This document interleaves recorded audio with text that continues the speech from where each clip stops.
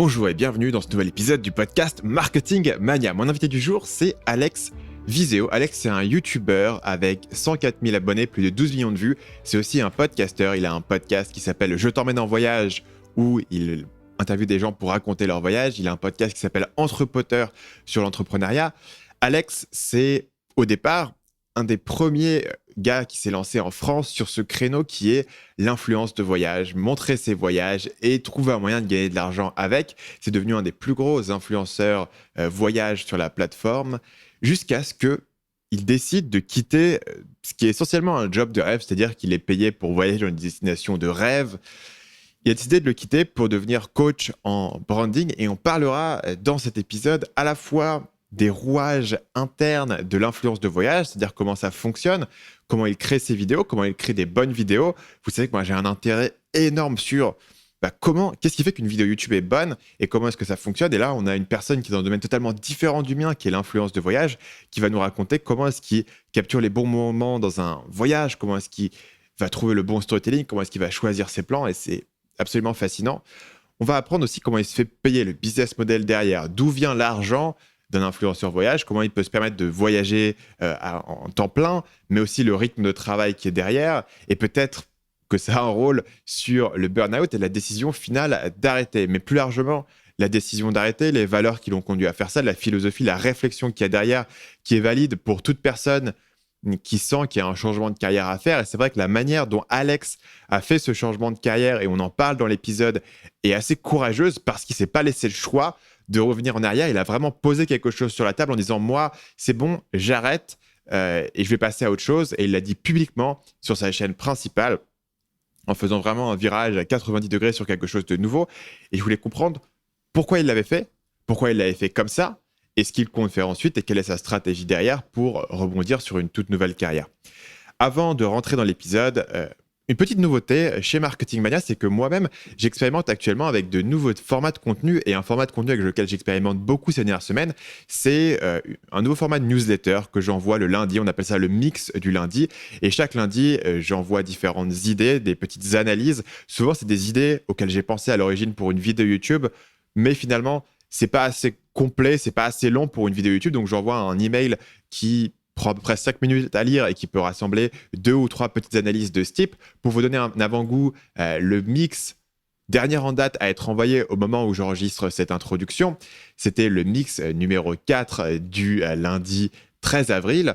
On a parlé dans ce mix-là de comment est-ce qu'on peut apprendre de la théorie et pas seulement de la pratique en prenant l'exemple du coronavirus et des modèles mentaux. On a parlé de mes biographies préférées, j'ai cité un certain nombre de livres et finalement on a analysé un lancement de jeux vidéo, le jeu vidéo Valorant qui est en train de casser les records de Fortnite actuellement. Vous savez que j'ai fait une vidéo sur Fortnite et c'est quelque chose que j'ai bien étudié parce que c'était un carton marketing énorme. Et là, on a une stratégie extrêmement intéressante et applicable assez largement de ce nouveau jeu qui va aller titiller le champion Fortnite, notamment sur les plateformes de streaming. Donc, on a ici 3 petites analyses que je partage tous les lundis. Pour recevoir cette newsletter qui rassemble 3 petites analyses chaque semaine, c'est marketingmania.fr/mix. C'est un test. Je me suis engagé à le faire pendant le plan de 90 jours, donc pendant 13 semaines. Les retours pour le moment sont très bons. Je pense continuer. Ça prend un peu de temps, mais c'est extrêmement intéressant. Moi, ça me permet de partager plein d'idées que je ne peux pas partager ailleurs. Si ça vous intéresse, inscrivez-vous. Faites-moi un retour sur le premier email que vous allez recevoir lundi prochain. Et sur ce, je vous laisse écouter ma conversation avec Alex Viseo. Donc, tu es mon premier podcast en temps de confinement. Oh là là. Dis-moi comment ça se passe pour toi, le confinement. Tout se passe bien? Écoute, le truc c'est que je suis un grand privilégié parce que j'ai un jardin et j'ai quitté Paris depuis un peu moins d'un an et je me dis que c'était une super idée, tu vois. Même si j'y étais pas souvent et même si je n'étais pas souvent ici dans mon camp de base, là je suis à Annecy. Mais le confinement, honnêtement, ça change pas énormément mon quotidien. Pourquoi? Parce que ces derniers temps, je bossais beaucoup de la maison, donc télétravail. Et en fait, ça a un travers un peu particulier, c'est que ça me fait travailler. Vu que je ne peux pas sortir, en fait, je suis à fond dans les projets et au lieu de me mettre au diapason de la planète qui est de ralentir, de prendre son temps, de prendre le temps de réfléchir, j'ai l'impression que je vais un peu à contre-courant. Je ne sais pas forcément si c'est un bon truc d'ailleurs. Ouais. Voilà. Mais sinon, ça se passe plutôt très bien. J'ai remarqué un peu la même chose. Enfin, en tout cas, pour nous, on était déjà quasiment en mode confinement. Toute mon équipe est à distance et Ouais. on a quand même été un peu affecté dans le sens où il y avait des gens qui avaient quand même des projets de voyage ou de se déplacer et tout. Mais c'est vrai qu'en mode routine de travail, on est vraiment rentré dedans directement, surtout moi. Et c'est vrai que l'équipe s'est un peu accélérée, surtout sur les week-ends. J'ai remarqué que le week-end, tu vois, d'habitude, les gens ne bossaient pas parce que, enfin, c'est toujours un peu cette question, tu vois, en marketing. On n'est pas non plus sur des urgences, faut pas exagérer, tu vois. Si le truc il doit être fait le vendredi soir, il peut être fait le lundi matin. Tu vois, il y a pas vraiment d'urgence. Mais il y a des Clairement, moments où ils m'ont fait, bah, au final, ce week-end, j'avais rien à faire, donc j'ai fait toutes les tâches que j'avais. c'est ça. Donc ça, C'est c'est vrai que ça. ça s'est un peu accéléré. Non, mais je pense que, en fait, et ça, en fait, ça exacerbe les défauts de l'entrepreneuriat et de l'entrepreneur, surtout qui bosse de chez lui. C'est toujours la difficulté de se dire, OK, maintenant, je m'arrête à telle heure ou pour telle raison et je vais déconnecter un peu mon cerveau et faire des choses qui m'amusent, des choses qui me font du bien, des choses qui n'ont rien à voir avec le travail. Et le problème, c'est qu'on aime tellement notre travail et que ça nous passionne tellement et que surtout quand tu es chez toi et que ton travail est chez toi, en fait, c'est comme si tu vivais au bureau. Il y a un moment, peut-être tu regardes, t'es là, t'es en train de t'amuser sur ton canapé, tu regardes un truc, putain, c'est vrai que j'ai pensé à ça, je vais me le noter, hop, puis après tu repars sur ton mail. Ou alors, tu es sur un truc super impliquant, t'es à fond dedans, t'es dans du deep work, et vu que t'as pas ce mécanisme de ok, là j'arrête, il est telle heure, je fais mon trajet parce qu'il est l'heure de faire mon trajet, de toute façon il faut que je sois à peu près à telle heure chez moi, enfin pour ma vie, avoir une espèce de vie sociale. Et vu que tu l'as plus, tu pars un peu dans des travers auxquels il faut faire gaffe. Donc c'est bien, je pense, à court terme, ça fait avancer ton business, ça fait avancer tes projets, mais à long terme, ça peut être aussi nocif, je pense. Est-ce que tu as mis en place des routines ou des systèmes ou des méthodes pour contrecarrer un peu cet aspect-là et pour récupérer un sens de séparation entre le travail et la vie? Alors j'ai instauré des méthodes pour être productif au travail, mais j'ai du mal à instaurer des méthodes qui justement qui m'arrêtent. En fait, j'essaie de me dire maintenant à 18h30, je vais faire du sport, tu vois. Je fais un tour de sport, donc je fais ma petite heure légale en France où tu peux aller te balader. J'ai la forêt qui est juste derrière, donc je me fais un petit tour en courant, mais à chaque fois en fait j'ai remarqué que ce qui me permettait de casser ça, une césure, c'est du mouvement, c'est une action de faire quelque chose, parce que si je me dis j'arrête et je me mets sur le canapé ou juste comme ça, en fait ça va pas vraiment cérébralement m'arrêter de réfléchir, et surtout je vais avoir tendance à me remettre dans mes mails, me remettre dans ceci ou cela, et en fait c'est une vraie action différenciante. Donc typiquement si je suis sur mes mails, c'est poser l'ordi, me changer, foutre mes baskets ou aller dans le jardin. Et c'est ça qui me fait vraiment sortir du mode Robocop travail. Est-ce que tu utilises le même ordi que tu utilises pour bosser aussi pour regarder tes séries le soir? Ah putain, c'est une super question ça. Et tu sais, souvent, quand j'ai éteint mon ordi et qu'on veut regarder une série, je ne regarde pas tant que ça. Et je demande à ma chérie de prendre le sien, ouais. Parce qu'en fait, quand je dois le rallumer, il y a tout le côté émotionnel, en fait, la charge émotionnelle et mentale qui se rouvre avec mon ordi. Et j'aime pas du tout ça. J'aime pas du tout ça, donc j'essaie en général de négocier que ce soit pas moi qui allume mon ordi. Parce que je pense que en matière de bosser chez soi, il faut vraiment réfléchir en matière de conditionnement, quoi. Il faut devenir le chien de Pavlov et te dire, OK, comment est-ce que je me conditionne pour bosser et pour être productif quand je bosse? Mais Ouais. aussi le truc inverse, comment est-ce que je me conditionne pour me détendre et séparer les deux? Donc, il y a un certain nombre d'éléments qui sont utiles. Je pense que avoir différents espaces que tu peux avoir, ça reste utile, même si c'est dans la même pièce, tu vois. Avoir un endroit où tu te mets pour travailler, un endroit où tu te mets pour faire autre chose. Donc moi, par exemple, à l'époque où je bossais à la maison, j'avais en gros la table à manger. Personne n'avait jamais mangé sur cette table. Parce que Ouais. tu avais mon gros PC, mon écran géant, mon micro, mes papiers. Tu vois, enfin, tu n'avais rien, tu ne pouvais pas la toucher. Et c'était un peu par objectif, tu vois, de dire, OK, cette table-là, c'est là où je bosse et je me mets là-dessus pour bosser. Et quand je suis dessus, je Ouais. bosse. Et pareil, le PC que j'utilise pour bosser, j'utilise que pour bosser. Donc, du coup, ça veut dire que quand je suis dessus, il n'y a rien d'autre qui me rappelle de pas bosser. Par exemple, tu vois, il n'y a pas mon compte YouTube perso sur ce PC. Ouais. Donc, si j'ouvre ce compte YouTube, c'est juste la chaîne Marketing Mania. Donc, c'est un peu chiant. Je regarde que mes propres vidéos, c'est pas top. Ou tu vois, des trucs de boulot, tu vois, mes vidéos YouTube perso, elles sont pas du tout dessus. Et je pense que tu peux avoir... En gros, l'idée, ça serait d'avoir pour les gens soit comment ça s'appelle, un Chromecast Ouais. sur ta télé pour regarder des trucs directement sur la télé, soit voilà, avoir une manière différente. Moi, ce que j'ai, c'est que j'ai un vieux PC, en fait. J'ai un vieux PC qui marchait plus trop. Et en fait, c'est bien tombé parce que ce qui marchait plus sur ce PC, c'était l'écran qui est foireux et clignote. Et donc, du coup, je le branche en HDMI sur la télé. Tu vois, donc il y a un PC qui est là avec Netflix qui est ouvert tout le temps, avec YouTube, etc. Et sur ce PC, il y a toujours des conneries qui sont ouvertes, Ouais, mais il est séparé. t'as ton Tu navigateur vois. internet et voilà quoi. Et du coup, il n'y a aucun Ouais, bien boulot. joué. Il n'y a aucun boulot. Ça veut dire que, je sais pas, moi, je tombais sur des trucs genre, si j'ouvre par erreur ma boîte Gmail et que je vois tous les emails que j'ai, bah, c'est dead. Parce qu'il va falloir que je les Ah, c'est bon, check. ça t'a déprimé. Et puis en plus, t'as envie de voir les urgents. Et une fois que t'as lu et que tu dis putain, merde, celui-là, je me suis tapé cette lecture, c'était pas du tout urgent. Mais vu que je l'ai lu, si j'y réponds pas, ça veut dire qu'il va falloir que je le relise demain. Ouais. Et c'est double temps perdu, donc t'y réponds quand même tout de suite. Et si tu réponds pas, tu l'auras dans la tête toute la soirée. Donc, dans tous les cas, tu es Grave. perdant. Tu vois, c'est un truc. Grave. Voilà. Donc vraiment, comment faire la séparation? Je suppose que tu pourrais aussi avoir différents profils sur ton PC si tu veux vraiment avoir un seul PC, mais je pense qu'il y a vraiment du sens à essayer de créer cette séparation et de tromper ton cerveau, en fait, Surtout sur Mac ou sur ordi, tu peux faire un profil invité en fait. un profil. Ouais. Pour juste avoir, t'as aucun de tes mots de passe, aucun de tes logins. Souvent, t'as pas accès à beaucoup de logiciels et tu vas ouvrir ton navigateur, qui est souvent le navigateur par défaut que tu n'utilises pas forcément. Ouais, carrément. Mais c'est marrant ce que tu dis aussi de changer de lieu. Moi, pour m'aider à être productif dans ma journée, en fait, à chaque tâche différente, donc d'une thématique différente, je change de lieu. Alors même si c'est à l'intérieur de chez moi, ça va être, si je suis sur mon bureau par exemple, je viens de traiter mes mails, il faut que je fasse quelques posts ou que je réponde à mes réseaux sociaux, je vais prendre mon téléphone et je vais mettre sur mon fauteuil, tu vois.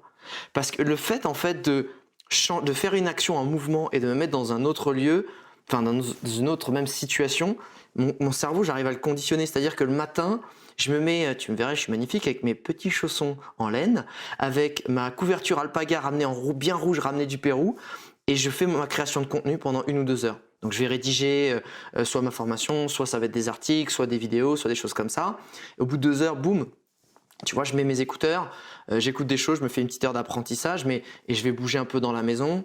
Et après, boum, je me remets dans mon bureau. Et en fait, c'est à chaque fois que je le fais pas, en fait, que je fais pas ce changement de micro-lieu, parce que c'est des micro-lieux, hein, d'être sur ta table de cuisine et passer sur le canapé, c'est pas un grand changement.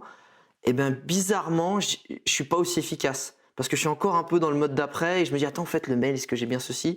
Et j'ai pas fait aussi bien le switch, tu vois. Ouais, je pense que tu peux être conditionné par des éléments assez mineurs, genre l'endroit où tu es dans ton appartement, la musique que tu es en train d'écouter, même les habits que tu portes. Il y a des gens qui. Alors, moi, ça, je ne l'ai jamais fait. J'avoue que je n'ai jamais été trop là-dedans, mais qui se mettent vraiment en tenue de boulot pour aller bosser chez eux en se disant, bah voilà, quand je mets ma tenue de boulot, comme ça, je me conditionne à bosser. Ça, je pense que ça fonctionne. Je pense que la raison pour laquelle moi, je ne l'ai jamais fait, c'est que j'ai jamais trop eu une tenue de boulot qui avait un conditionnement qui était fort. Mais il y a beaucoup de valeur là-dedans. Ouais, mais est-ce que toi, quand tu restes chez toi et que tu t'es en tenue un peu pyjama, Friday wear, week-end, t'arrives à être aussi efficace que quand tu t'habilles, on va dire quand tu t'habilles, quoi, quand tu mets ta tenue, parce que bon, les entrepreneurs, on est en jean, t-shirt, machin.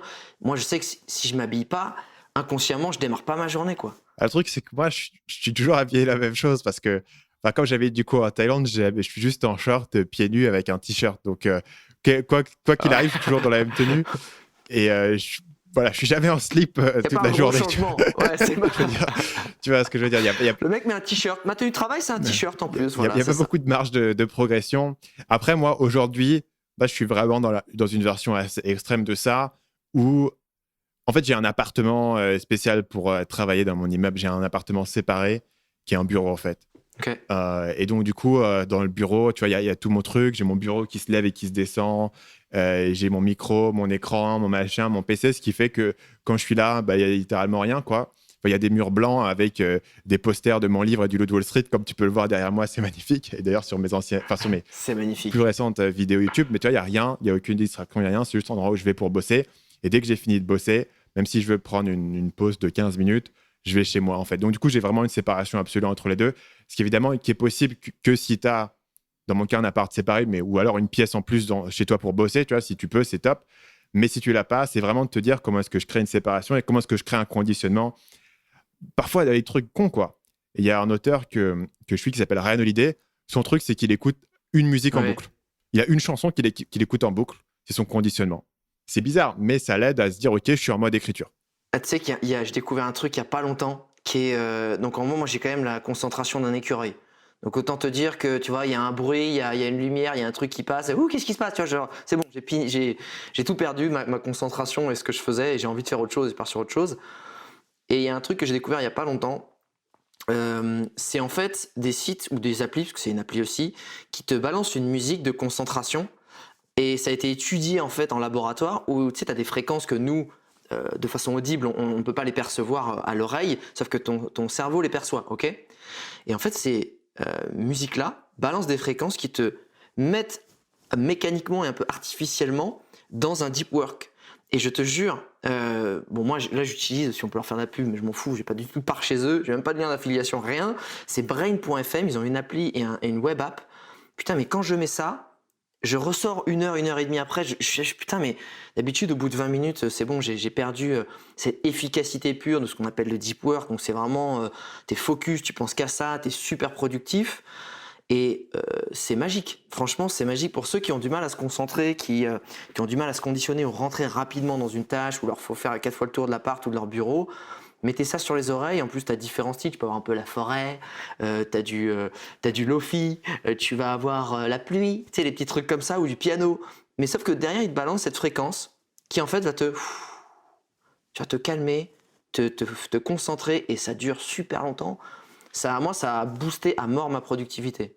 C'est intéressant que tu aies ce retour-là parce que moi, j'ai aussi utilisé cette appli et je l'ai pas mal utilisé pendant un moment. Je trouvais ça efficace, mais j'ai jamais vraiment su mettre le doigt sur la différence et savoir si c'était pas un effet placebo ou c'est juste un effet Ah ouais. comme n'importe quelle musique. Parce que moi, pour le coup, si tu veux, je me mets une musique, je me concentre, j'écris 2 heures plus tard, putain, et j'ai oublié d'aller manger, quoi. Tu vois, enfin, c'est assez fréquent pour moi et donc du coup, c'est Quelle difficile de chance. savoir la différence.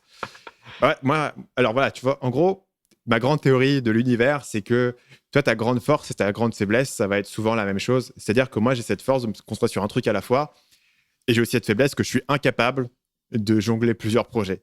Tu vois, genre, c'est risible ma capacité. Dès que j'ai plusieurs projets, je me dis, oh mon Dieu, tu vois, j'ai 3 trucs à la fois, etc. Alors que la plupart des gens ont 3 trucs à la fois. Enfin, tu vois ce que je veux dire? C'est pas non plus exceptionnel la quantité de projets que j'ai, mais dès que j'ai 2 ou 3 projets, je me sens complètement perdu et stressé et j'ai l'impression de rien pouvoir faire. Donc, tu vois, c'est un peu c'est la raison pour laquelle, si les gens suivent ma chaîne, que l'année dernière, j'ai pas publié de vidéo pendant genre 6 à 8 mois, tu vois. Parce que j'écrivais un livre et j'étais incapable d'écrire un livre et à la fois mener de front la création de contenu. Tu vois, c'est vraiment binaire. C'est soit je suis à fond sur la création de contenu, soit je suis à fond sur la création de formation. Après, c'est un truc que j'ai appris à gérer, tu vois, mais disons que c'est une force et une faiblesse par certains aspects. Ça diminue ma capacité à pouvoir faire de nouveaux projets, par exemple. Tu vois, parce que je me dis, chaque projet que je me rajoute est un poids énorme, démesuré. Tu vois, c'est même pas une question du temps que ça me prend, il y a un poids mental qui est démesuré. Et le seul truc que j'ai envie, quand j'ai plusieurs projets, c'est de me dire, tiens, je rêve d'une semaine où je pourrais faire genre une vidéo toute la semaine, bosser sur mes vidéos et c'est tout. Et il y a des gens qui sont inverses. Mais je pense que tu réalises que moi, tu réalises naturellement quelque chose que moi, je me bats contre moi-même et mon naturel pour réussir à réaliser. J'adore le bouquin The One Thing qui a pas mal aussi boosté ma productivité quand j'arrive à l'appliquer. Sauf que moi, mon problème, c'est l'inverse. Je suis un peu un écureuil, donc je fais 40 000 trucs à la fois, ce qui me fatigue énormément, ce qui me donne pas forcément l'impression d'avancer beaucoup non plus. Et tu sais, il y a un effet très positif dans ton process à toi qui est de faire une seule chose, c'est que tu as tu sais, le sentiment du travail accompli chaque jour parce que tu sens que tu avances concrètement sur ce projet. Quand tu fais plein de choses en même temps, il y a un côté qui peut être très dangereux, c'est ce côté dévalorisant parce que ton cerveau n'a pas l'impression d'avancer, du coup tu n'as pas la satisfaction et donc la motivation qui va se recharger tous les jours pour aller au front. Quand tu fais plein de choses en même temps, c'est tout petit peu, ça avance un tout petit peu un peu partout, mais à un moment en fait tu atteins ce point en fait de rupture où tu dis bam, ok là ça déroule, mais avant d'atteindre ça, il y a un effet très démotivant, très déceptif et fatigant à faire du multitasking. Et pour moi, je pense que c'était la mode il y a 5-10 ans, le multitasking. Genre, ouais, je suis polyvalent, tu sais, quand tu es en entretien d'embauche ou des trucs comme ça. Maintenant, c'est ultra dangereux, je trouve. Et c'est vrai qu'il y a une grande mode du side project qui apparemment n'est pas du tout une mode pour toi. De se dire, bah, j'ai ma main activité, que ce soit un boulot, que ce soit mon truc d'entrepreneur. Et à côté, je vais me faire kiffer sur un projet qui a aucune problématique business vraiment pure, aucun enjeu vraiment important. et du coup sur lequel on va pouvoir s'amuser, on va pouvoir tester des choses. Toi, c'est quelque chose que tu fais jamais parce que du coup, ça te parle pas, et ça te fait même pas rire parce que du coup, ça t'apporte plus de stress que l'inverse.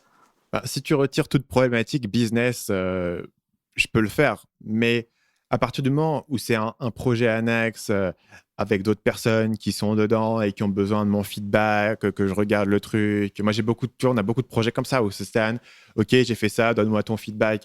OK, maintenant, il faut que je me pose, que je mette dedans, que je comprenne, que je fasse un feedback. Ou alors, simplement, j'ai un truc à faire et les gens attendent et c'est genre, ça fait 3 semaines que j'attends le truc, tu l'as toujours pas fait, qu'est-ce qui se passe? Ça m'ajoute beaucoup de stress, j'ai l'impression de décevoir Ok. les gens, j'ai l'impression de ne pas être au taquet sur la réponse à tous leurs messages. Et très rapidement, tu vois, au bout de quelques projets comme ça, j'ai l'impression d'être submergé. Mais un truc aussi simple que enregistrer ce podcast. Tu vois, la manière dont je suis capable d'enregistrer aujourd'hui ce podcast, c'est que je bloque une semaine. Et cette semaine, c'est la semaine où je fais le podcast. Et donc, j'enregistre pendant toute la semaine des podcasts. Parce que si le podcast, il est dispersé, tu vois, Ouais. je publie un épisode par semaine. Donc, si j'ai un enregistrement par semaine qui est dispersé, j'ai l'impression que c'est. Tu vois, j'ai une impression démesurée, disons, par rapport à la plupart des gens, que c'est une emmerde complète. C'est genre, ah tiens, non, j'aurais pu faire ma vidéo, mais à la place, il faut que je fasse ce podcast, il faut que j'arrête tout ce que je fais, que je me mette dedans, il faut que je switch complètement, tu vois. Et j'ai l'impression d'être super interrompu par ce podcast. Alors que, évidemment, si j'ai consacré une semaine à faire ça, je fais une semaine à faire ça, tu vois. Mais c'est la manière dont mon cerveau fonctionne qui est assez particulière. Mais du coup, ce que j'essaye de faire, c'est alterner les projets. Tu vois, si je me dis j'ai un truc à faire, un projet à faire, il faut que je trouve un moyen où je pourrais le faire pendant une période de temps, faire que ça, retirer tout le reste. Et quand je l'ai fini et je passe à autre chose. Tu Ouais. vois, donc vraiment, il faut qu'ils soient successifs pour moi plutôt que parallèles. Et dès qu'ils sont parallèles, ça m'ajoute beaucoup d'anxiété. Surtout s'il y a des personnes annexes qui sont impliquées. C'est-à-dire que si c'est un projet où il n'y a que moi qui est dedans et il n'y a pas d'attente, il n'y Ouais. a pas de deadline, c'est un truc que je fais pour le kiff ou un truc que je fais, un projet que je dirais expérimental chez Marketing Mania. Par exemple, récemment, j'ai testé quelques nouveaux formats de vidéos sur des réactions que je fais sur ma chaîne secondaire. Ça, si je le fais cette semaine, c'est bien. Si je le fais pas, c'est pas grave, tu vois. Donc ça, c'est pas un projet où il y a aucune pression, donc ça me Ouais. dérange pas. Mais souvent, sur ces projets que je fais, bah, il y a d'autres personnes qui sont impliquées. Et j'ai un peu un truc où soit je dois le faire à fond, soit je peux pas le faire. Et ça veut dire qu'il y a plein de projets que j'aurais envie de faire, qui me tentent. Je me dis, ça pourrait être cool, ça pourrait être bien, ça pourrait marcher. Et je me retiens de les faire. Parce que j'ai cette peur de me dire, dans 3 semaines, j'aurai 3, 4 trucs en live, je serai submergé, ça me fera méga chier. Et le seul truc que j'aurais envie de faire, ça sera tout bazarder, mais je peux plus bazarder les trucs parce que je me suis déjà engagé dedans, tu vois. Donc j'ai un peu ce truc, cette Ouais. projection dans le futur. Mais c'est marrant parce tu sais, je pense qu'il y a deux notions qui sont antithétiques et à la fois que beaucoup défendent les deux. C'est la régularité bat le talent et bat la performance, tu vois, du buzz ou du one shot. Et à côté de ça, donc j'aime bien cette idée qui est très reflétée par les athlètes, par les musiciens, par les artistes, par beaucoup de performances qui vont être plutôt dans le physique. Et en fait, j'ai l'impression que les performances mentales, elles vont être, c'est le retour, enfin c'est le feeling que j'en ai, elles vont être plus performantes et plus productives et beaucoup plus poussées quand en fait tu te focuses pendant un temps comme tu fais toi en fait là par segment, par cylindre, par silo de se dire ok là je vais mettre mon cerveau dans cette phase-là pendant longtemps pour arriver à en tirer le meilleur en fait, plutôt qu'un petit peu tous les jours où ça le fatigue de se remettre dans cet état d'esprit. Et moi c'est ce que je vois. Moi tu vois je fais totalement l'inverse. J'essaie d'être régulier, d'en faire un peu tous les jours, mais je vois et mon podcast tu vois j'essaie d'en faire un peu plus d'un par semaine parce que c'est moi notamment sur celui du voyage et euh, et en fait, euh, c'est vrai que ça demande à chaque fois de re-switcher. En fait, ah putain, mais c'est vrai que j'ai ça à cette heure-là. Ok, paf, paf, tu te remets dedans, etc. Alors que juste avant, tu étais dans des mails et c'est pas du tout le même état d'esprit d'aborder un esprit, tu vois, de poser des questions, de créer une ambiance plutôt que gestion de projet où clac, clac, faut que ce soit carré, faut checker des deadlines, faut checker. Et, et en fait, moi, j'ai cette système, de ce process de un peu régulièrement tous les jours, etc., pour faire avancer tous les projets en même temps. Et je rêve d'arriver à faire comme toi parce que j'ai l'impression que c'est beaucoup plus efficace. Ouais. Après, je serais prudent de ne pas te forcer sur un truc qui est contraire à ta nature, tu vois. Moi, par certains aspects, j'aimerais bien pouvoir mieux multitasker, j'aimerais bien pouvoir être moins obsessionnel sur mes trucs, j'aimerais bien pouvoir équilibrer plus les choses et que ça soit plus fluide, tu vois. Mais c'est juste que j'ai trouvé ce qui fonctionnait, et donc du coup, je me mets à fond dedans. Et c'est risqué aussi de voir quelqu'un d'autre qui fonctionne comme ça, parce que c'est sa nature de fonctionner comme ça, donc ça lui vient naturellement. et de te dire je vais essayer d'imiter la même chose. Après, tu vois, c'est vraiment toujours c'est des questions compliquées parce que ça veut pas dire non plus que tu dois rester de la manière dont tu es tombé par défaut et que tu peux pas t'améliorer. Tu vois, donc il y a un peu une différence entre les deux. C'est vrai que il faut trouver l'équilibre entre qu'est-ce que je peux améliorer, qu'est-ce que je peux changer. Et parfois, si je me suis suffisamment cogné la tête contre un mur, j'accepte que ça, c'est un truc, tu vois, il vaut mieux le prendre en compte et travailler avec ma nature, tu vois, plutôt qu'essayer de le changer. Et moi, typiquement, tu vois, c'est l'idée de... Au départ, je voulais vraiment être un espèce de mogul, tu vois. Et me dire, OK, vas-y, je vais être le gars qui a genre 30 projets différents avec différents sites, différents associés, différents machins. Et c'est pas du tout comme ça que mon cerveau réfléchit. En fait, ce qui se passait, c'est que j'avais un projet sur lequel je travaillais et 29 trucs que j'ignorais complètement. Et où les gens se disaient, mais qu'est-ce qu'ils font? C'est un branleur complet, ils font rien. Et donc, du coup, Le ça mec a mis marchait son pas. nom sur le projet, Ouais. merci, on l'a jamais vu, quoi. C'est un peu problématique. Alex, le grand truc qui se passe pour toi en ce moment, c'est que tu étais le gars qui avait trouvé le job de rêve que tout le monde a envie de faire. Tu étais influenceur voyage, tu as décidé de faire autre chose. Et le thème que je trouve intéressant, et moi, c'est un thème que j'ai souvent essayé d'évoquer sur ma chaîne et sur mon podcast, c'est l'idée que c'est pas parce que quelque chose vu de l'extérieur a l'air le truc parfait, le truc de rêve, que c'est si facile que ça dans la pratique. Et je trouvais intéressant de discuter avec toi un peu des coulisses de ce que tu avais fait en tant que vlogueur voyage, comment ça fonctionnait, comment toi tu l'as vécu. Et c'est vrai que j'imagine que beaucoup de gens puissent imaginer que c'est bizarre pour toi d'abandonner ce métier-là. Et de mon côté, il y a un peu un côté où je me dis, j'ai regardé ta chaîne, tu as commencé à faire des vidéos en 2010, Ouais. 10 ans à faire ces vidéos avec ce niveau d'énergie, à faire le tour du monde. Je comprends à 100% pourquoi tu te dis, faut que je passe à autre chose. Et je voudrais parler avec toi de pourquoi est-ce que tu penses que les gens sont surpris par ça et tout simplement pourquoi toi est-ce que tu as pris cette décision, pourquoi tu as décidé de passer à autre chose et puis après on parlera de ce que tu as décidé de faire ensuite. Je pense effectivement, c'est marrant, il y a un cheminement très drôle en fait. Quand j'ai dit à mes proches, à mes collègues, ouais, je claque ma dème, parce qu'avant, le dernier job que j'avais en tant qu'employé, j'étais directeur de clientèle en régie pub, et j'avais réussi en plus à avoir un job de cadre à 25 ans, alors que normalement, il faut sortir d'école de co. Moi, j'ai fait un petit bac plus 3, et j'ai réussi à avoir une promotion interne chaque année. Donc, tu vois, je suis rentré aussi au mail center service client. Et à 25 ans, donc de 21 à 25 ans, tu es propulsé entre cadre, avec un bon salaire, un bon service, et tu claques ta dème pour réaliser un rêve qui est de partir faire le tour du monde. Les gens ils se disent, mais t'es fou, mais attends, mais qu'est-ce que tu vas faire? Enfin, tu vois, c'est con, là, il y a une bonne carrière et tout. Parce qu'en gros, si tu poses ta démission là, tu pars un an autour du monde, au bout d'un an, t'as quoi? Tu reviens et t'as quoi? Tu peux récupérer des trucs? Non, enfin, en fait, ce que je me suis dit, c'est, j'aurais pu partir avant, d'avoir le job que j'avais, et le statut que j'avais, et l'expérience que j'avais, mais je m'étais dit, moi, le plus important pour moi dans la vie, c'est la liberté. Et la liberté, elle vient pour moi d'une chose principale, c'est la connaissance. Si tu sais des choses que peu de gens savent, ça te donnera un statut spécifique qu'on va aller chercher, en particulier que d'autres.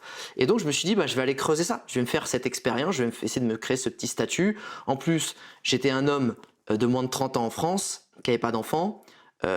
C'est facile pour moi de retrouver un boulot si je revenais, tu vois, après ce voyage. Contrairement à une femme, malheureusement, c'est horrible à dire, qui va arriver vers la trentaine, qui n'a pas d'enfant, etc. Ils vont peut-être plus l'embêter parce qu'elle va vouloir après revenir, direct faire un enfant, etc. C'est horrible, mais c'est malheureusement ça. Donc en tant qu'homme, si tu prends pas ces risques-là, franchement, c'est que t'as pas compris en fait le système, comment il marche, et que tu as un bon CV, tu as des économies, tu vas réaliser ton rêve, tu reviens et tu peux le valoriser si tu arrives à raconter une belle histoire. Pas beaucoup de risques. Mais les gens, ils le voient pas comme ça en fait. Ils voient que tu balayes d'un revers de main quelque chose que tu as construit pendant 5 ans. Et puis quand j'ai commencé à vivre tout ce que j'ai vécu, ils m'ont dit waouh, putain, t'as de la chance en fait, c'est trop génial. Et j'ai dit mais non, mais j'ai pas de chance. Tu te rappelles ce que je disais? Tu peux le faire, claque ta dème, viens, fais le tour du monde pendant un an. Ouais, maintenant là c'est compliqué, etc. Je fais ok. Et puis quand j'ai commencé à dire que je voulais avoir ce métier qui n'était pas un métier, hein, on ne parlait pas d'influenceur à l'époque en 2011, on parlait à peine de blogueur, c'était même pas un vrai métier. Ils m'ont dit ouais, mais tu vas faire quoi et tout, mais enfin, comment tu vas gagner ta vie? Je sais pas. À ce moment-là, je savais pas non plus, tu vois. Et quand j'ai obtenu ce job, quand les contrats ont commencé à arriver, quand l'influence a commencé à décoller, Les gens, ils ont commencé à me dire « Waouh, putain, mais c'est génial, t'as le plus beau job du monde, mais t'as bien fait, etc. » Et au moment, pour revenir à ce moment-là, là où j'ai dit bah, « J'arrête », les gens me disent « Mais t'es fou, t'as le job dont tout le monde rêve.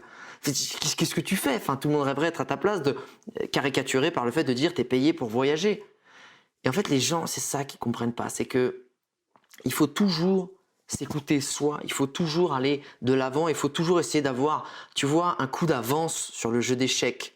Il faut pas attendre de se dire putain ouais, putain, en fait j'ai plein de pions, ça a l'air trop bien, sauf qu'en fait le mec pendant ce temps-là il a mis une stratégie en place et boum t'es échec et mat, tu vois. Moi j'attends jamais ça et surtout les gens ne projettent pas sur toi des choses qu'ils aimeraient, ils font que projeter des peurs. Et vu que les gens n'ont jamais étudié ta situation ou le potentiel de faire ça, ils se disent mais attends, juste là, tu as un métier de rêve, tu gagnes bien ta vie, tu kiffes. Ils vont jamais essayer d'analyser. Si moi j'étais dans cette situation, mais t'es fou, jamais je quitte ce job. Inversement, si moi j'avais un job de cadre, etc., jamais je le quitte pour aller voyager comme ça. Et en fait, les gens, c'est pour ça que les conseils, en général, quand tu tentes quelque chose qui est un peu hors sentier battu, qui sort de la norme, il faut éviter les conseils des gens, surtout les négatifs, parce que c'est pas des vrais conseils. C'est juste des peurs projetées sur toi à un instant T qui sont leurs propres peurs s'ils étaient à ta place. Et pour répondre à ta deuxième question qui est la vraie raison de pourquoi j'ai arrêté, c'est pour plusieurs choses. La première, c'est les valeurs dont moi je fais la promotion en permanence dans mes vidéos et sur mes chaînes et sur mes réseaux depuis maintenant presque 10 ans. C'est la liberté de son choix, la liberté de suivre son instinct en fait, d'écouter ce qu'on a au fond de ses tripes, et deux, sortir de sa zone de confort, tu vois. C'est-à-dire que si à un moment, c'est pas du toujours plus dont je fais la promotion, avoir toujours plus ou faire des trucs plus folles, c'est de comprendre que la vie, elle est pas stagnante, elle est évolutive. Et que quand ta zone d'inconfort devient ta zone de confort, c'est qu'il est temps pour toi de passer au prochain chapitre. C'est la suite de ta vie. Et que si tu t'arrêtes, eh ben c'est comme si tu mettais pause sur un film, tu dis ah c'est bon, cette scène-là je l'aime bien, c'est bon, je vais pas plus loin. Mais tu as encore plein de choses à vivre. Et dans un film, il faut accepter qu'il y a des moments où, eh ben, au début on va dresser le décor, puis après il va y avoir un élément perturbateur, puis après on va relever des challenges, puis après il va nous arriver des grosses emmerdes. Sauf qu'à la fin, bah, tu arrives à remonter tout ça et trouver des solutions et devenir meilleur et t'y en tirer des leçons. Et c'est ça en fait, c'est que il y a un moment, quand tu fais 10 ans la même chose, tu vas faire des choses de mieux en mieux, tu vas te challenger, tu vas essayer de trouver des nouvelles choses, des nouveaux concepts. Mais il y a un moment, au bout de 10 ans, ma zone d'inconfort a été devenue ma zone de confort. Je savais le matin, même si j'étais à l'autre bout du monde au Costa Rica, qu'il fallait ramener une vidéo, je ne savais pas où est-ce qu'on allait aller exactement, ou à quoi ça ressemblait, quel genre de personnes j'allais rencontrer. Je savais comment ça allait se passer, comment j'allais réussir à créer du contenu, à raconter une histoire, à retranscrire ses émotions. Et finalement, j'étais dans ma routine. Même si c'était une routine assez extraordinaire et pleine d'imprévus, c'était dans ma routine. Donc je me dis, ok, si c'est une routine, il faut que je sorte de cette zone de confort. Et la troisième grande raison, qui dirige ma vie aussi, c'est rester fidèle à ses valeurs. Valeurs par rapport à l'écologie et la nature, à la protection de l'environnement. Et moi, j'ai toujours fait la promotion je veux donner un maximum de gens l'envie de voyager. Parce que pour moi, voyager, ça t'ouvre l'esprit, ça te rend plus tolérant et ça te permet aussi de te rendre compte de la fragilité de la planète, de sa beauté. Et malheureusement, on prend vraiment soin des choses qu'on aime et dont on a un affect. Et le crédit qu'on faisait, que j'acceptais de pousser les gens à faire ce crédit sur la planète, d'aller à l'autre bout du monde, de générer un peu de la pollution carbone, économique, etc. Bah force est de constater, quand tu lis un minimum les news, et Dieu sait que je les lis pas beaucoup, que ça a pris tellement un emballement que ce crédit était pour moi devenu trop élevé, j'arrivais pas à me dire que ce que je faisais... En fait, il y a un jour, je me suis dit, putain, mais en fait, ce que je pensais être bien et ce en quoi j'avais foi depuis des années, est-ce que j'ai pas fait une connerie, en fait? Est-ce que j'ai pas fait l'inverse? Est-ce que j'ai pas desservi la planète plutôt qu'essayer de former, entre guillemets, des soldats qui vont la protéger? Est-ce que j'ai pas créé des soldats, des miliciens qui vont la tuer en plus? Et n'ayant pas la bonne réponse, étant un très mauvais exemple, parce que je prenais beaucoup l'avion, parce que même si j'essayais au fur et à mesure d'avoir des gestes un peu plus responsables, même si j'ai toujours promu des valeurs de respect de l'environnement, de dépenser local, de faire attention aussi à essayer d'aller dans des endroits où c'est pas tenu par des firmes internationales mais par des locaux, je l'ai pas fait assez. Je me suis dit putain, c'était stéroïde de 80-20, mais 80% inspirationnel, à peine 20% de contenu pratique. C'est comme si tu disais à quelqu'un, vas-y, va là-bas, c'est génial, ouais. Sauf que Kevin, tu vois, qui est dans la Creuse, qui s'est dit, putain, mais c'est génial la vie de l'Alex, il y a personne dans mon entourage qui voyage. Ok, je me chauffe, il m'a donné envie d'y aller. Il y va, et puis il va faire la fête en Thaïlande. Et puis à la fin de la soirée, ça se passe bien avec cette nana. Puis elle lui demande un peu d'argent, puis elle va dire, bah, c'est pas très grave. Donc il va se passer ce qui va se passer. Ou alors il va aller se balader, et puis on lui propose une balade à dos d'éléphant. Puis pour lui, c'est pas très grave, parce qu'il se rend pas bien compte, c'est génial un éléphant. Et puis une autre fois, il va se dire toute la journée, il va être dans un patelin, puis il va demander du Coca-Cola, il va manger des chips, puis il va mettre ça dans les poubelles, qui finalement sont pas des poubelles, parce que ça atterrit nulle part. Et en fait, ce que je veux dire, c'est que je peux pas blâmer les gens de les avoir poussés à faire quelque chose sans leur avoir donné vraiment les clés.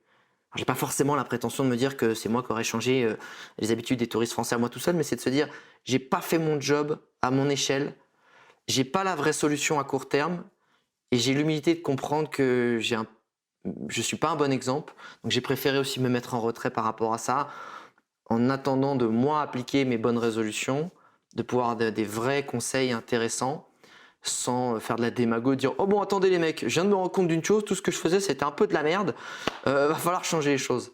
Donc pour résumer, c'était je sentais que ma vie avait besoin d'un nouveau chapitre, et de deux, j'ai toujours voulu être mon meilleur exemple et être l'exemple de mes valeurs, et qu'à un moment si tu n'appliques pas ce côté raccord avec tes valeurs et sortir de ta zone de confort, ça allait pas par rapport à moi. Donc l'argent et le fame m'a jamais intéressé. Ce qui m'a toujours intéressé, c'est ça en fait, c'est de driver par une passion et mes valeurs. Et c'est ce que j'ai essayé d'appliquer en faisant ça, d'arrêter ce job de rêve. Et du coup, c'est un sujet dont tu vas continuer à parler. Tu as dit que tu n'avais pas forcément dit tout ce que tu voulais dire sur, disons, la manière de voyager que toi, tu voulais défendre. C'est un sujet dont tu vas continuer à parler, ou est-ce que tu as complètement fermé la porte sur tout le voyage et maintenant tu vas parler que de personal branding sur ta chaîne? Non, c'est pas un sujet que j'ai abandonné, mais je vais essayer de l'aborder avec beaucoup plus de recul et d'humilité. Je pense que tu peux pas commencer à faire la morale aux gens, ou en tout cas, je l'ai jamais abordé comme ça, mais c'est ce côté suggérer des choses à des gens que toi-même t'appliques très peu en fait. Tu vois, c'est avant, même si je commence à voir, parce que je me renseigne, évidemment, j'adore ça, le voyage, c'est ma passion, c'est dans mon ADN. Je me suis beaucoup renseigné sur les choses à faire, les choses à mettre en place. Et il y a des choses que j'ai encore beaucoup de mal, c'est prendre peu l'avion, par exemple. J'adore ça, j'adore aller me perdre, et j'essaie de le faire. C'est pour ça que tu vois, quand je suis parti à Bali en fin d'année, je suis pas parti 2 semaines, je suis parti 3 mois. J'ai dit, ok, là, je prends l'avion. Je sais que c'est pas forcément la meilleure chose à faire, mais j'y vais 3 mois. Pour essayer de commencer à rentabiliser, voyager autrement, voyager non pas hystériquement ou frénétiquement, mais plus calmement, ce côté un peu slow travel, ce côté où on s'immerge un peu plus, et ce côté aussi où la notion qui est importante, que je vais essayer à chaque fois d'aborder, parce que je vais continuer à voyager, c'est peut-être sur d'autres thématiques, mais c'est le côté où qu'est-ce que tu vas donner à la destination que tu vas découvrir. Aujourd'hui, le voyage, c'est je vais quelque part, je prends. Je prends du kiff, je prends des claques émotionnelles, je prends des rencontres, je me nourris de ça. Mais qu'est-ce que tu donnes en retour? À part de l'argent qui n'est pas toujours bien dépensé au bon endroit et auprès des bonnes personnes. Et je pense que le futur du voyage, c'est de se dire qu'est-ce que tu es prêt à consacrer comme temps, comme énergie, comme savoir pour cette population. C'est-à-dire que peut-être que sur 2 semaines, si tu vas 2 semaines à l'autre bout du monde, il y a peut-être 2 jours que tu vas consacrer parce que tu es informaticien, tu es prof d'anglais ou charpentier, à la transmission de ta connaissance dans une école. Donc tu auras pris le temps de te renseigner auprès d'une école, de prendre contact avec ces gens-là pour te dire, écoutez, moi, si ça vous dit, je fais un atelier. Si tu n'as pas une connaissance spécifique, c'est de te dire, ok, moi, les 2 derniers jours, je vais organiser une collecte de déchets. Ok, moi, je suis ingénieur et en fait, j'ai trouvé un moyen de, je sais pas, ramasser les déchets et de les mettre dans un certain niveau de tri, etc. Et je vais le montrer aux populations locales, comment le faire, ce système de tri, et de le mettre en place peut-être dans un village. Comment dans un orphelinat, je vais apporter certains matériels, non pas l'apporter de France parce que du coup ça serait pas dépenser l'argent au bon endroit, c'est le dépenser sur place, avec des ustensiles dont ils ont besoin. Comment moi je suis entrepreneur et je vais me dire putain, comment je fais pour prendre contact avec peut-être une asso d'entrepreneurs et leur filer mes bons tips. Tu vois, c'est ça en fait. Intégrer le concept de je rends et ne plus être dans le je prends uniquement. Mais c'est quelque chose qui est délicat, c'est quelque chose auquel j'ai pas une recette miracle et c'est quelque chose que j'ai envie de bosser, mais avec de l'humilité. On a parlé tout à l'heure de job de rêve et de la perception que les gens ont du gars qui quitte son job de rêve. Est-ce que toi, quand tu étais en plein dedans, tu avais l'impression que c'était un job de rêve ou est-ce que c'est comme tout job et tu as des emmerdes tous les jours? Oui, tu as des petites emmerdes toujours, mais je t'assure que ça a été un kiff monumental pendant 10 ans. Au début, c'était dur parce qu'en fait, quand tu sais pas que si ça va marcher, tu sais pas combien tu vas gagner d'argent, ni comment, ni quand, ça c'était stressant dans ma vie. Quand ça a commencé à tourner, à partir du moment où j'ai eu le premier contrat où j'ai pu, tu vois, arrêter enfin juste bouffer et me payer un loyer et tu vois, avoir un petit salaire, c'est bon. Chaque jour c'était fou, chaque jour c'était incroyable. Et tu vois, ce qui est marrant, c'est que là, ça fait 6 mois que j'ai arrêté et même si j'ai passé les 6 derniers mois, 3 mois à Bali, et en fait, je me dis putain, mon métier, ce qui était le plus fou, c'était que j'étais en permanence dehors, en train de vivre en permanence des nouvelles choses, rencontrer des gens extraordinaires et d'être là de plus en plus sur mon ordi, donc figé. Moi, putain, je me dis, ouais, il va falloir que je trouve un concept de vidéo qui va me faire aller bouger mon cul, tu vois, et passer du temps, je sais pas, avec des pêcheurs norvégiens ou un street artiste péruvien, parce que, être un peu dans cette thématique de personal branding et d'entrepreneuriat, parce que j'ai besoin de bouger. Je me sens, il y a pas longtemps, je faisais un post là-dessus, je me suis rappelé d'un test que j'ai fait sur Facebook, je crois que c'est le seul de ma vie que j'ai fait, quand j'étais au bureau, dans un open space, je me un petit peu chier à ce moment-là. Que fuyez-vous le plus dans la vie? L'immobilisme. Et en fait, dans mon ADN, je me sens heureux quand je me sens en action, quand je me sens en train de faire des choses. Et là, ce qui me manque le plus, pas le temps de voyager, c'est de bouger en fait. C'est être chaque jour pour moi, même si je savais ce pourquoi je me levais, c'était raconter une histoire, filmer, créer tant de quantité de contenu, je savais pas ce qu'allait m'arriver. Et ça, en fait, c'est un pur kiff. Et c'est addictif parce qu'effectivement, le plus beau dans la vie, c'est de vouloir faire les choses parce que ça te tente, sans jamais avoir d'expectation, D'attente. d'attente, merci, très très nul, ça fait très Jean-Claude Van Damme, mais d'attente, moins t'as d'attente et plus t'as de motivation, plus t'es sûr que le gap de kiff, il va être grand en fait. Et ça, c'est super important et il faut que je me le recrée. Quand tu parles de contrat en tant qu'influenceur de voyage, comment est-ce que ça fonctionnait? C'était quoi les sources de revenus, le modèle de monétisation? Comment est-ce que ça fonctionnait et d'où venait l'argent? Comme un photographe ou un vidéaste de mariage, tu vas engager quelqu'un pour venir quelque part, donc là, à ton événement, à ton mariage, pour créer du contenu sur lequel tu te seras mis d'accord. On veut 200 photos et on veut une vidéo de mariage et pourquoi pas une micro-vidéo avec des petites interviews, des invités, des choses comme ça et un petit mot gentil. Cette prestation-là, tu vas la rémunérer à hauteur de temps. Et le mec, il va dire, bah attends, si tu rajoutes la petite vidéo, bah c'est tant, si tu enlèves ça, c'est ça en moins, etc., etc. Donc moi, j'étais rémunéré comme prestataire de service, comme créateur de contenu. Okay, mes clients étaient à 80-90% des institutionnels, c'était des offices de tourisme. Grande majorité, extrême grande majorité même, des offices de tourisme étrangers, de pays étrangers. Et comme ces prestataires-là, on venait me dire, Alex, salut, bah voilà, on t'a choisi parce qu'on aime bien ton univers, on aime bien tes valeurs, on aime bien le type de contenu que tu crées. Moi, j'étais très orienté vidéo et vidéo immersive, donc vlog, du quotidien, de ce que je vais vivre dans une aventure. Et il me disait, bah, on aimerait bien que tu viennes vivre cette aventure soit à travers une thématique. Donc ça va être peut-être souvent, moi, on venait me chercher pour du hors sentier battu, pour la rencontre avec les locaux, mais ça peut être une région particulière. Tu vois, la Suède, ils me dit, bah, on aimerait que tu exploites cette région-là. Le Canada aussi me dit cette région-là, l'Ontario. Et je dis ok. Donc et après, pour savoir l'argent qui allait être mis en jeu, c'était soit le client me disait écoute, on a ça comme budget, qu'est-ce que tu nous fais pour ce budget-là? Ou inversement, Alex, on aimerait bien tel type de contenu, donc tant de vidéos, tant de contenu, tant de posts, tant de photos, c'est combien de budget? Voilà.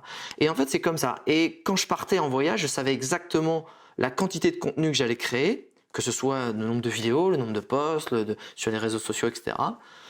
Et c'est comme ça que j'étais rémunéré. On me disait, ok, voilà, viens créer du contenu et comme un prestataire de service, j'allais faire ce contenu-là et pour créer du contenu. Et que j'étais rémunéré pour ça. Donc tu choisis pas exactement où tu vas. Alors si, évidemment, parce que personne ne m'oblige à y aller. C'est-à-dire que y a des... Je crois que j'ai jamais refusé une Desti parce que je trouve qu'il y a peut-être une ou deux de l'Émirat qui me chantait pas trop. Tu vois, ça me... Bling bling, tout ça, c'est pas mon délire. J'avais une guideline qui a régi aussi toute ma vie d'influenceur, c'est que j'ai jamais mis en avant un service ou une prestation que je me serais pas offert moi dans un moment de kiff de vie. Et je m'étais toujours dit, est-ce que ça, je suis prêt à le dépenser pour un kiff un peu de once in a life, tu vois. In a lifetime, comme on dit. Et un bel éco-lodge, une nuit à 200-300 balles dans un bel éco-lodge, etc. Je me dis, putain, ça oui, ça c'est moi, c'est mon truc, je mets l'argent. Un hôtel 5 étoiles, truc machin. Et on m'a déjà mis des hôtels 5 étoiles et t'as jamais vu des posts là-dessus parce que je dis, ok, vous pouvez m'y mettre, vous pouvez me mettre dans un petit hôtel, moi ça changera rien, je ferai pas de post là-dessus, c'est pas moi, c'est pas mon ADN. Je suis inclusif, je suis pas exclusif. J'aime pas l'exclusivité. C'est-à-dire qu'il y a toujours quelque chose sur lequel je me suis penché quand je faisais mes vidéos, c'est que quand je regardais les vidéos de Nicolas Hulot, je faisais waouh, putain le gars il est là, il fait tout ça. Mais je me dis il a une équipe, il a des passes droits, il va aller dans des lieux où t'as pas le droit d'aller, t'as que des autorisations. Moi ce que je voulais pas c'est ça. Je voulais tu veux te donner les moyens. Tu veux avoir cette motivation, regarde, je suis comme toi, j'ai pas plus d'argent que toi, j'ai pas des super pouvoirs, je suis pas un aventurier de malade comme Mike Horn, si j'y arrive, tu peux le faire. Donc j'essaie toujours de me dire, est-ce que tout le monde peut avoir accès à ce que je fais? Et est-ce que ce budget-là, moi, je me le paierais en tant que kiff?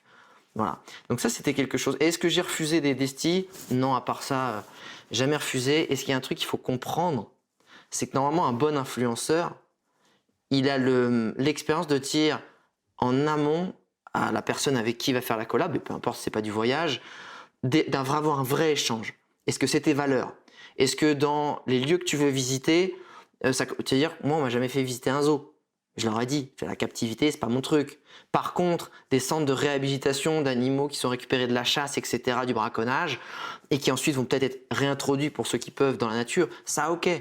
Ça, c'est bien. Tu vois, je te donne un petit exemple comme ça.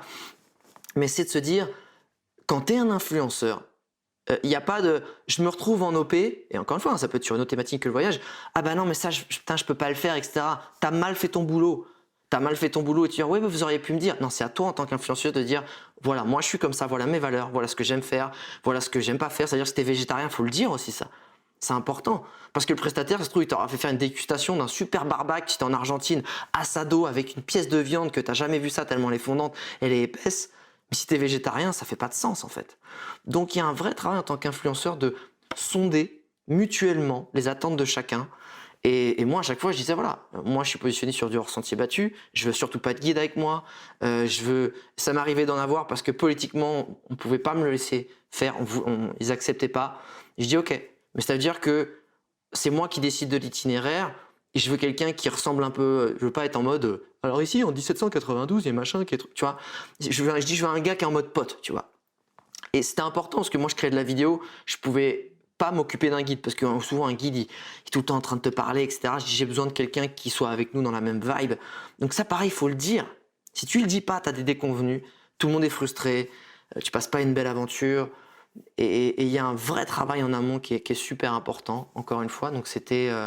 J'ai pas refusé d'OP, j'ai mis les choses toujours au clair et j'ai préféré, je pense pas dire non à des OP, mais en tout cas, je dis voilà, si c'est comme ça, moi je comprends, mais je peux pas le faire.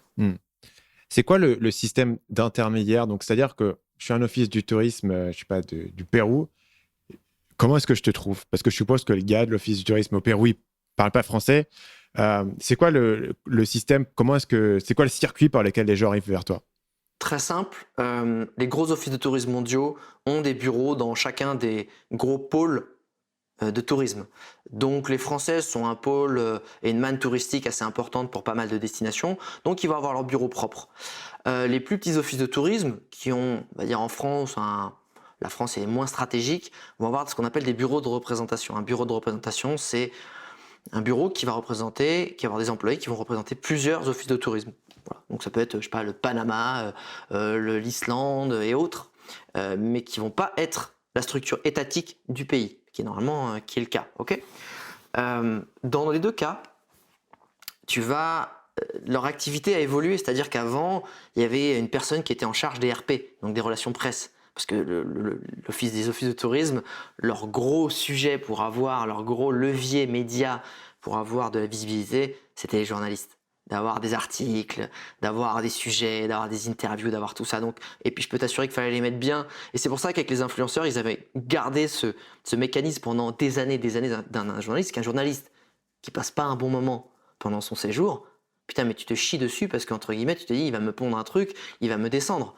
Donc les influenceurs, encore une fois, à la base, un influenceur voyage, c'est quand même un voyageur. Donc il aime voyager, il aime changer, il aime se mettre un peu dans des situations un peu difficiles, c'est toujours marrant. Mais il prenait soin de toi comme si un petit bébé de journaliste. Donc c'était marrant.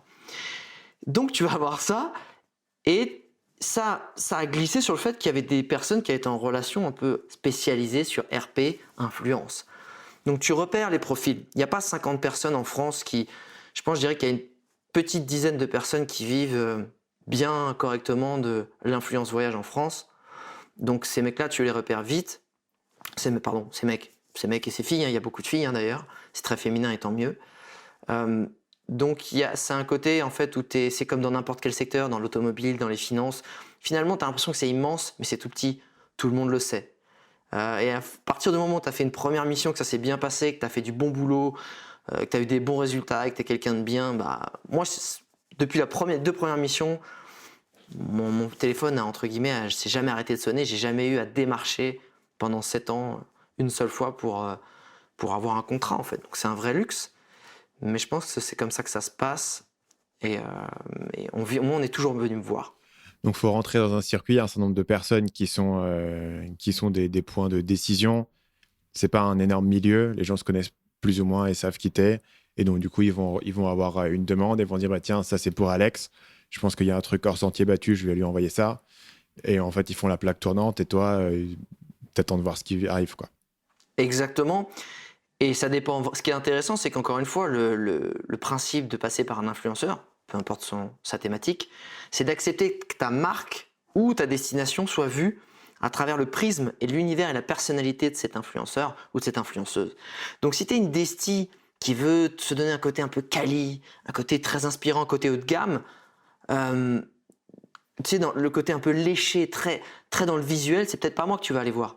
Tu vas aller voir quelqu'un qui fait des magnifiques photos, qui va être très dans le côté magazine, dans le côté poster, dans le côté haut de gamme. Et inversement, si tu veux voir quelqu'un qui va être très drôle, relax dans la rencontre, c'est peut-être plus moi que tu vas venir voir. Et comme tu dis, c'est ça en fait. Ça dépend de tes objectifs de com et ça va correspondre à un influenceur. Mais tu peux le voir différemment. Si j'ai bossé avec Alex cette année, l'année prochaine, je vais peut-être bosser avec quelqu'un d'autre. On va varier aussi le discours et ça va être intéressant d'enrichir les différentes façons que ta destination soit vue. Cette année, l'année dernière, c'était de façon un peu sympa, tu vois, un peu immersive. Cette année, ça va être très photo, très visuel. L'année prochaine, ce sera peut-être plus un côté reportage, tu vois. D'autres, ça va être plus le côté famille. Donc, il y a aussi ça, en fait, qui peut être très intéressant. C'est que tu as bossé avec un influenceur une année. En fait, tu as fait peut-être le boulot de démarchage et d'essuyage de plate pour tes potes influenceurs l'année d'après. Tu vois, moi, j'ai toujours vu ça comme ça, même si je trouve ça dommage que beaucoup se voient comme des concurrents. Genre, merde, il y a eu ce contrat. T'inquiète, l'année prochaine, si je l'ai fait, c'est toi qui l'auras peut-être. Tu vois, pour moi, j'ai toujours vu comme ça. C'est quoi le niveau de contrôle que le client, dans ce cas-là, a sur la vidéo que tu vas faire? Est-ce que tu as déjà eu des situations où tu avais un peu de pushback sur ce que tu avais montré, sur ce que tu avais fait, ou pas? Alors, c'est ça qui est extraordinaire. Quand j'ai commencé à bosser avec mon pote vidéaste, Loris Monteux, que je salue, parce qu'on avait commencé à faire un nouveau type de vidéo avec lui, je faisais des vlogs, moi, très immersifs, et face cam, et je me dis putain, mais si on peut rajouter de la cinématique, des belles images qui n'est pas mon métier, tu vois, c'est pas mon ADN, ça serait charmé, tu vois, d'alterner ça. Et lui, il vient du coup du monde de la prod, donc du monde un peu de l'institutionnel, où en gros, faut que tu te démerdes d'avoir en image ce que le mec au marketing, tu vois, il a un peu pris là, il a une super idée, tu vois, ça va être top. T'as des V12, tu vois, dans tes vidéos. Ouais. Moi, je dis, écoute, le principe de l'influence, c'est que c'est ça, c'est que t'interprètes à ta façon la vidéo, la destie. Donc, il y a très peu de retours. Et on avait quasiment jamais de retours. Et honnêtement, les retours que j'avais, c'était pertinent. C'était peut-être un cut qui était mal positionné ou retirer une image qui fait pas de sens ou peut-être que pour une raison politique, il y avait un truc qu'on peut pas montrer cette image ou parce que c'était un faux pas de ma part, parce que j'avais pas toutes les infos. Ça... Quand tu dis raison politique, c'est par rapport au gouvernement du pays ou par rapport au fonctionnement institutionnel? Non, c'est plus politiquement correct. Politiquement correct, okay. Qu'on doit faire attention de froisser personne. Moi, j'ai un petit côté un peu incisif. Ils disent non, on veut pas froisser personne. Attention peut-être à cette blague-là. Nous, on est inclusif, on n'est pas exclusif. Vu que c'est une valeur que j'aime beaucoup, il n'y avait aucun moment, tu vois, où je me dis, non, ça a pu peut-être m'arriver d'insister de mettre des choses parce que, c'est ça. Il y a peut-être des fois où, je sais plus avec qui, putain, où on m'a dit, ouais, ça serait peut-être bien de retirer cette blague ou ce côté négatif, tu vois. Je fais non, les gars, je le retirerai pas.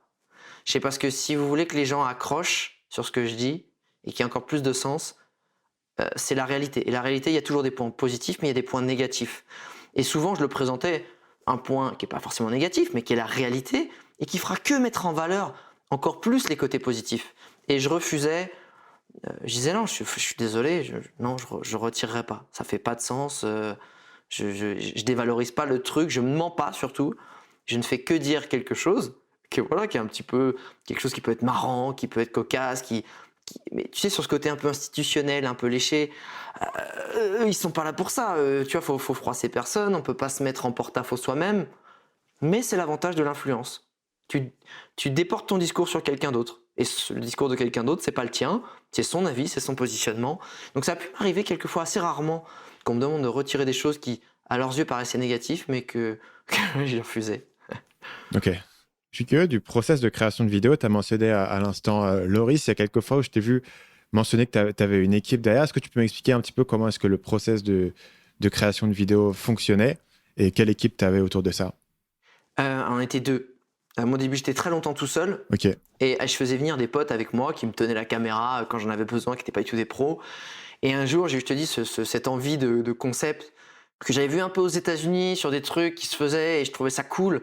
Je voyais des mecs qui créaient des plans cinématiques. Je me dis, tiens, mais c'est trop cool, jamais j'y arriverai. Autant partir avec un mec qui y arrive et moi, je continuerai à faire mon storytelling inspirant et spontané face cam. Et comment ça se passe? La création de contenu, elle est simple. En amont, on va se faire des grandes lignes d'itinéraire. Que je vais dire, ok, moi dans ma vidéo, si le thème c'est le Costa Rica, par exemple, hors sentier battu, j'aimerais bien qu'on aille voir un peuple indigène qui nous montre ses traditions, comment ça se passe, comment ils sont conservés, est-ce que justement on peut aller les voir de façon responsable. Est-ce que eux ont des structures plutôt que juste aller voir avec un bus et se barrer, tu vois, est-ce qu'il y a un tourisme, on peut aller dormir chez l'habitant au lieu d'aller dans des lodges, pas possible, tu vois. Et du coup, je fais toutes mes demandes à l'office de tourisme et eux me disent ouais, on a ça ici, on a ça là, et voilà. Et en fait, ils me donnent, parce que c'est eux qui ont les meilleures adresses, évidemment, c'est leur pays, hein, et on va construire ensemble par rapport à moi mes demandes. Et je dis attends, il manque un petit côté un peu sensationnel dans l'activité. Quand je dis sensationnel, c'est pas le côté racoleur, c'est le côté faut qu'on se bouge un peu, c'est un peu plan-plan. Est-ce qu'il n'y a pas une petite activité un peu sympa? Ok, là on peut faire du surf. Clac, ok, on va rajouter du surf. Et à partir du moment où je commence à voir toutes les briques que moi j'aime bien, on met un timing parce qu'évidemment on peut pas partir 2 mois hein, parce que c'est eux qui prennent en charge les frais. On se fait un timing, on se fait un petit déroulé. Et puis, boum, on part sur l'itinéraire. Moi, j'ai mon itinéraire. Et il y a là, avec Loris, aujourd'hui, on sait que c'est le surf et on y va. Et on doit faire une Donc, tu sais déjà à l'avance quelle vidéo tu vas faire. Tu l'as déjà délimité. Tu sais plus ou moins l'histoire que tu vas raconter dans chaque vidéo. Et ça, tu l'as tout planifié à l'avance. Pas raconter. Non, jamais. Non, je sais pas parce que je suis dans le spontané, je sais jamais ce que je vais ressentir sur le lieu, ou qui je vais rencontrer, ou quelle personne va être un super intervenant, ou quelle personne Mais va tu être... sais plus ou moins quel plan tu vas avoir, comment ça va structurer, ce dont tu auras besoin. En fait, je sais ce que je veux raconter comme histoire. Je sais pas comment je vais la raconter et ce que je vais mettre dedans. Parce que je ne connais pas le lieu, je ne connais pas s'il va pleuvoir, si en fait il y aura du bruit, en fait c'est que sur le lieu que j'improvise. À chaque fois on est là, on dit ok, là c'est cool, il y a un super... Les mecs, tu vois, je te donne un exemple. On arrivait on venait de faire le tour d'un endroit où on pouvait faire du bénévolat. On pouvait prendre des petits cours de cuisine pour faire du dulce de leche et eux ils avaient une partie justement où tu avais tout un potager ils faisaient pousser eux-mêmes en permaculture, en bio, toutes leurs récoltes et tu pouvais venir faire du bénévolat et je voulais mettre en avant cette forme de tourisme, tu vois, aussi, redonner à la destination. Et puis après, ils voulaient pas aller déguster un petit peu, les mecs, ils font le sucre de canne, les gros blocs de sucre de canne que nous on utilise, ils sont sympas et tout. Vas-y, viens, on y va. On y va. On arrive dans une cabane en bois avec de la fumée de partout. Tout est ouvert. Et ensuite, là, à ce moment-là, en fait, tu vois qu'il y a un bœuf qui tourne et qui broie les cannes à sucre et qui, en fait, t'as l'impression que tu reviens 100 ans en arrière. Et les mecs commencent à rigoler, salut, venez. Et t'as une bassine remplie de ce liquide, en fait, qui est le sucre de canne, qui reverse derrière après avoir été pressé. Et c'est ça qui est fou, c'est que tu te dis, mais attends, mais ça, t'arrives là, t'es dans un film. Ça, faut le prendre. Ça, comment je l'intègre à l'histoire. Donc, en fait, tu vas essayer Donc là, je me dis, ok, bon, qu'est-ce qu'on peut raconter? Donc avec eux, moi, pendant que je mouline dans ma tête de me dire qu'est-ce qu'on va pouvoir raconter, je vais essayer de me faire pote avec eux, qu'on mette la caméra de côté, parce que ça, c'est un process important. On ne sort pas la cam. Moi, mon rôle à moi, c'est de briser la glace tout de suite et d'être pote avec les gens. Que tu sois timide, extraverti, marrant, pas marrant, tu vois. C'est de créer un lien rapide pour savoir ce que, entre guillemets, je vais pouvoir transmettre aux gens à travers ton histoire, ton métier ou ce que tu vas pouvoir, tu vois, inspirer. Et là, je me dis, attends, les mecs, ils commencent à... Il y avait un gars, il avait un rire incroyable. Le rire qui, tu sais, quand il rigole, tu rigoles. Tu sais pas pourquoi, mais tu rigoles. Et on commence à casser des barres avec lui, donc on y va. Puis je dis, vas-y, Loris. Vas-y, on commence à jouer. Et on commence à... Il me montre un truc, parce qu'il fallait attendre que le sucre de canne cuise. Et quand on sortit un bilboquet, tu vois. Donc tu sais, c'est la boule que tu dois rentrer avec un petit truc, avec le trou. C'est très chiant quand tu es tout seul chez toi, sauf que quand tu es en train de charrier, tu te fais charrier impossible par... en plus. C'est très, très, très, très dur.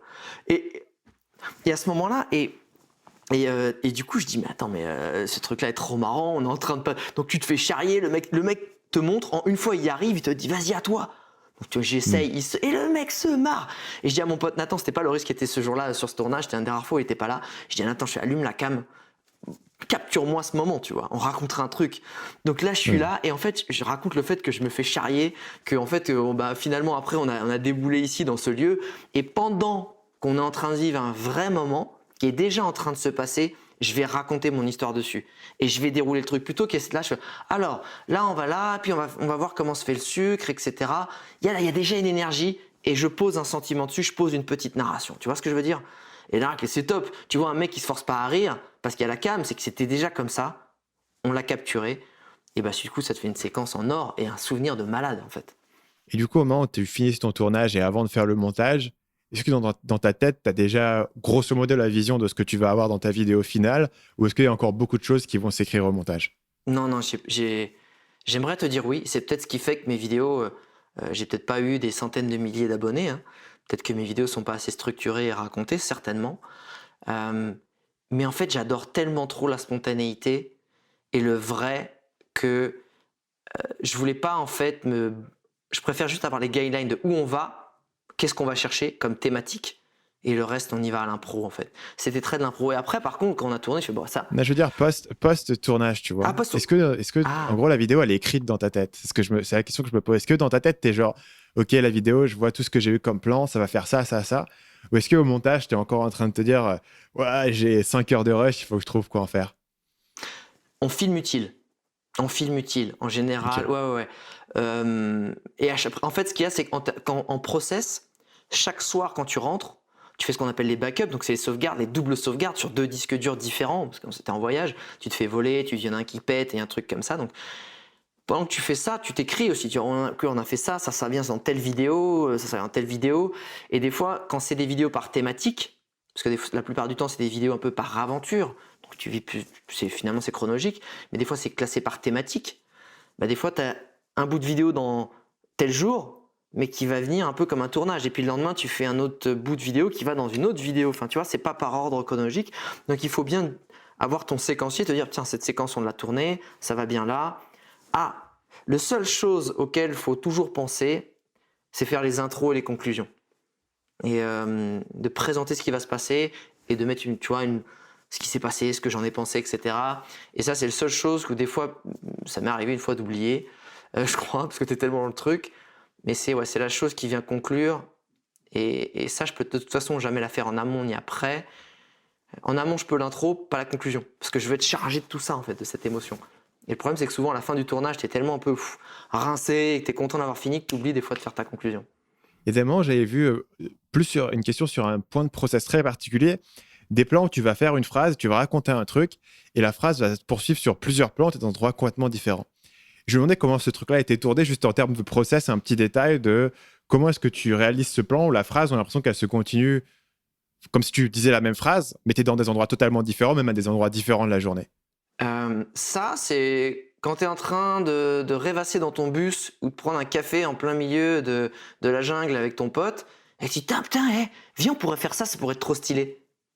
Et une fois que tu as ton idée, tu l'écris, tu écris ta phrase, et là, tu te penches 5 minutes dessus. Ça, tu es obligé de le préparer, tu vois.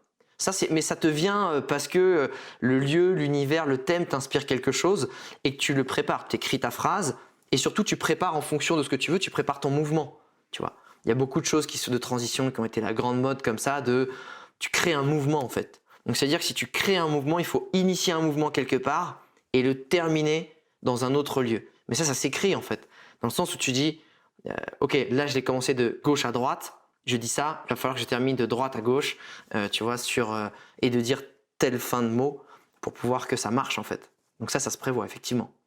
Donc là, dans ce cas-là, tu as essentiellement une phrase qui va avec, entre guillemets, une chorégraphie entre toi et la caméra.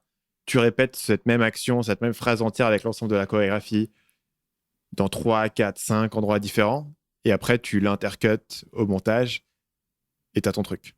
Exact. Souvent, c'est même, tu dis juste le morceau de la phrase dont tu as besoin au lieu où tu es. Surtout, en fait, si tu as un mouvement de cam, c'est important que le mouvement de cam soit fait et que tu aies juste la fin de ta phrase, sinon ça ne marche pas en fait.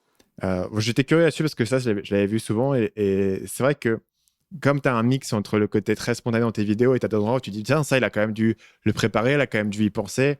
Après, je suppose que tu gagnes aussi un espèce d'instinct secondaire où tu es dans un endroit et tu sais, OK, il me faut tant de plans de cut, il me faut un truc un peu général pour établir le décor. Tu dois avoir un espèce d'instinct sur le type de plan qu'il te faut et qui vont te servir, même sans forcément l'écrire. Tu te dis, OK, là, il nous manque un peu ça ou ça, on l'a pas. Tout comme tu disais tout à l'heure que quand tu planifiais le voyage, tu as un peu un instinct de te dire, bah là, c'est un peu plan-plan, il nous manque une aventure, il faut que j'aille dans les cascades. Exactement, en fait, tu vois, je te disais que je préparais pas mes plans parce que je sais pas à quoi ça ressemble. Je sais pas l'émotion du lieu, l'ambiance, les gens qui seront là. À partir du moment où j'ai pris la température, je viens de voir le lieu, et je dis ok, on va pouvoir arriver par là. Donc je sais où est-ce qu'on va faire l'entrée, je sais quel plan. Tiens, ça, il y a un joli détail, on va faire un gros plan là-dessus. Là, il y a une belle, et des fois je fais, en fait, avec mon cadreur et mon caméraman, je dis souvent, oublie pas de prendre un sourire, oublie pas de prendre un regard. Tu sais, je balance juste le mot pour qu'il ait ce plan-là parce que en fait, finalement, un film, c'est un tableau qui bouge de ce que tu es en train de vivre. Et sauf que l'avantage, c'est que tu vas pouvoir faire des différents... C'est comme si tu étais au Louvre et que tu es devant un tableau de Delacroix. Et en fait, qui est très connu, les grands tableaux de Delacroix sont immenses, hein, c'est des 3-4 mètres sur 5. Et en fait, tu vas avoir un plan large pour te donner l'impression de toute l'immensité de toute la scène. Et puis après, tu vas te rapprocher pour avoir un zoom sur une partie de la scène. Puis après, tu vas te rapprocher pour te dire, putain, regarde ce détail-là. Ben, un film ou une vidéo, c'est pareil. C'est plan large, plan moyen, plan serré. Il faut alterner et il faut savoir que ton plan large, ça va être pour dresser le décor. Donc, il va falloir que tu dises, ok, qu'est-ce qui dresse mieux le décor quand je suis là? Ben, c'est de regarder dans cet angle-là. Ensuite, le plan moyen, c'est quoi? C'est souvent les protagonistes, les gens qui sont dedans. Ben, ok, ben, prends-moi avec lui, on va marcher là. Ok. Et le gros plan, c'est quoi? C'est peut-être une émotion, c'est peut-être un détail, un ustensile qu'on va utiliser.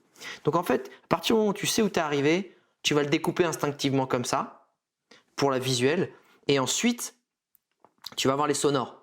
Tu vas dire, putain, mais ça, voilà, ça m'inspire ça m'inspire, je sais pas, telle émotion, ça m'inspire de vouloir faire telle connerie, eh ben je vais le dire. Ok, file-moi la cam, je vais le dire. Tu vois. Parce que souvent c'est ça, c'est ok, j'ai un ressenti, j'ai envie de dire un truc, allume la cam, je vais le dire. Ouais.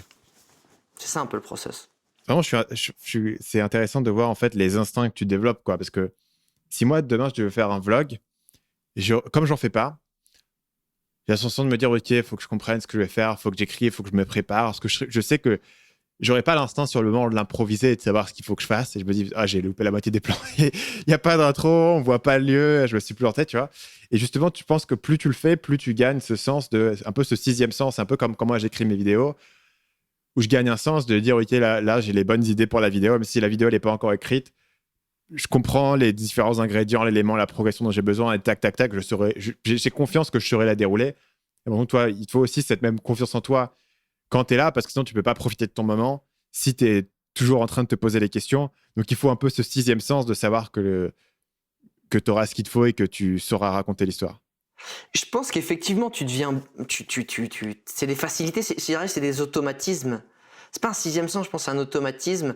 Par contre, si tu fais un vlog ou une vidéo, et moi, c'est vrai que mes vlogs, vu que je devais aussi montrer des lieux et que c'était pas toujours là pour avoir une seule et même chose, j'avais beaucoup de choses à montrer parce qu'on voulait que je montre plusieurs choses. Mais dans l'idée, Si tu fais un vlog de ta journée à Bangkok, c'est pas tant la journée à Bangkok, c'est que tu te dises, c'est quoi le but de ma vidéo? Qu'est-ce que je veux montrer? Je veux montrer le bordel à Bangkok, je veux montrer le fait que pour se déplacer, peut-être c'est compliqué, peut-être que tu veux montrer le côté éclectique.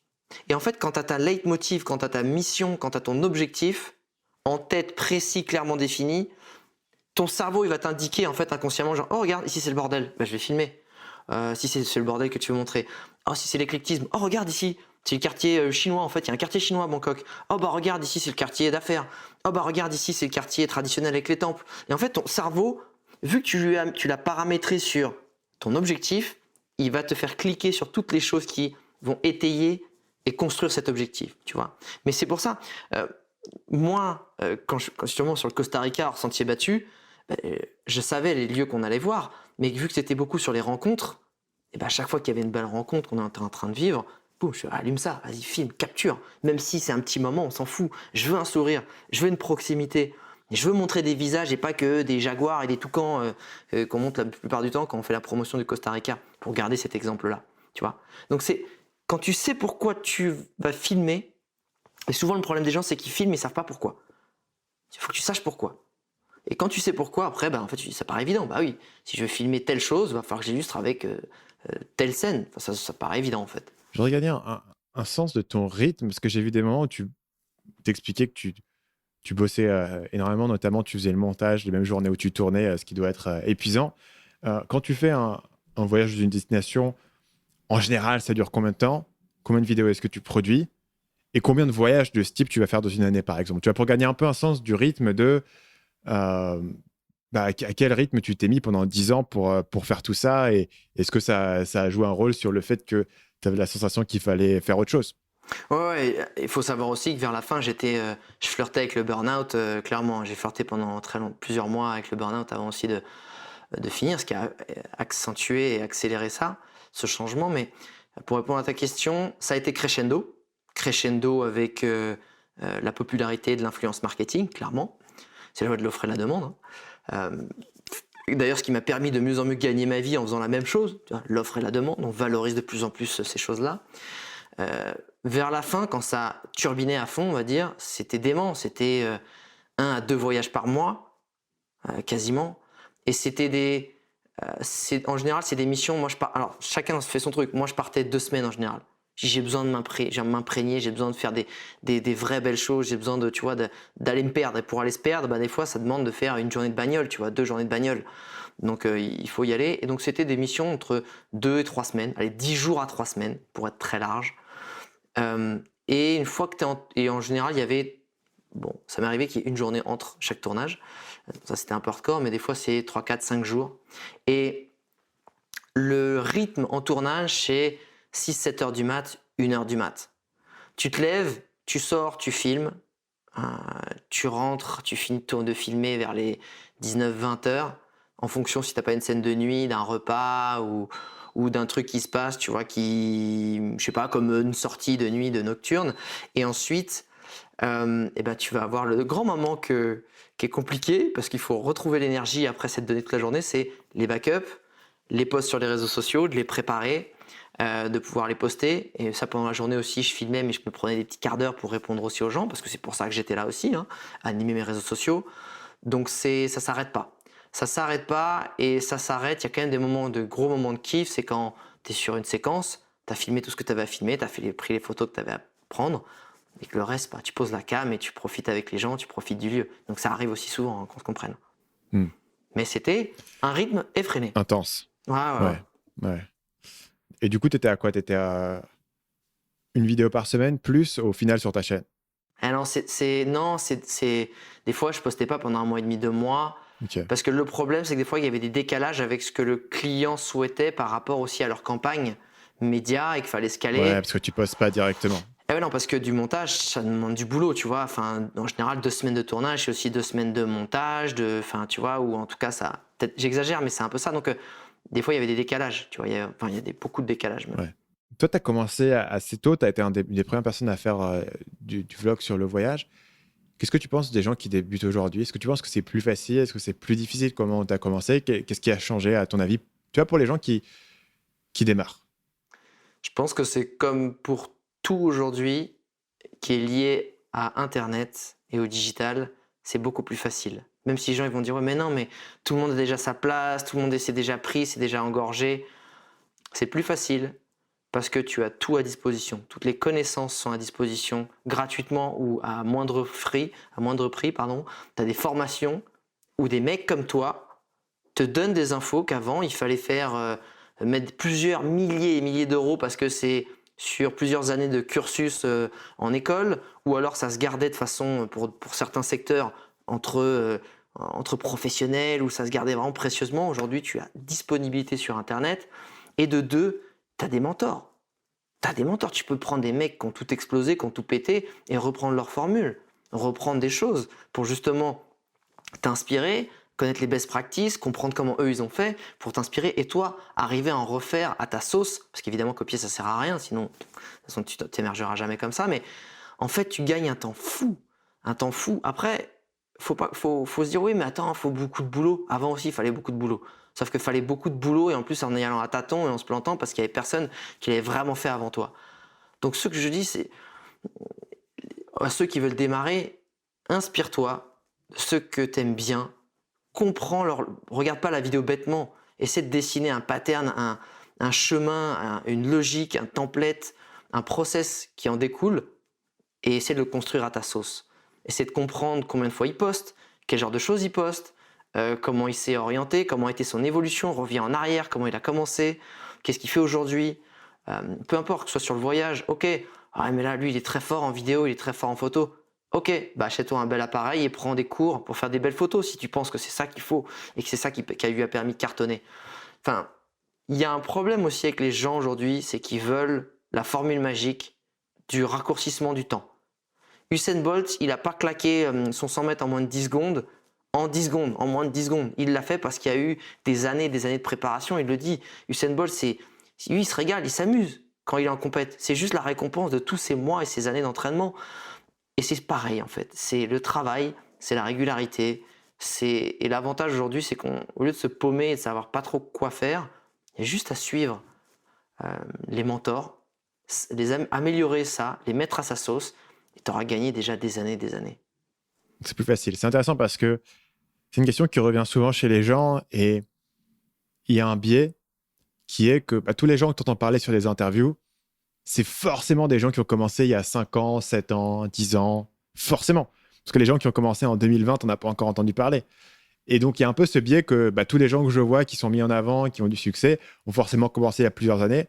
Donc maintenant, c'est trop tard de commencer. Mais en fait, c'est un non-sens parce que c'est une boucle. C'est-à-dire que les gens qui ont déjà réussi, forcément, ils n'ont pas réussi, ils n'ont pas commencé il y a 6 mois. Quoi. Donc, il y a un côté un peu logique où, évidemment, les gens que tu vas voir mettre en avant, c'est les gens qui sont... Et vraiment, l'élément que je donne aux gens et qui m'a moi beaucoup marqué, c'est que moi, quand j'ai démarré sur Internet, mettons en 2012-2013, on avait aussi la sensation que tout était saturé, qu'il y avait déjà beaucoup de monde, etc.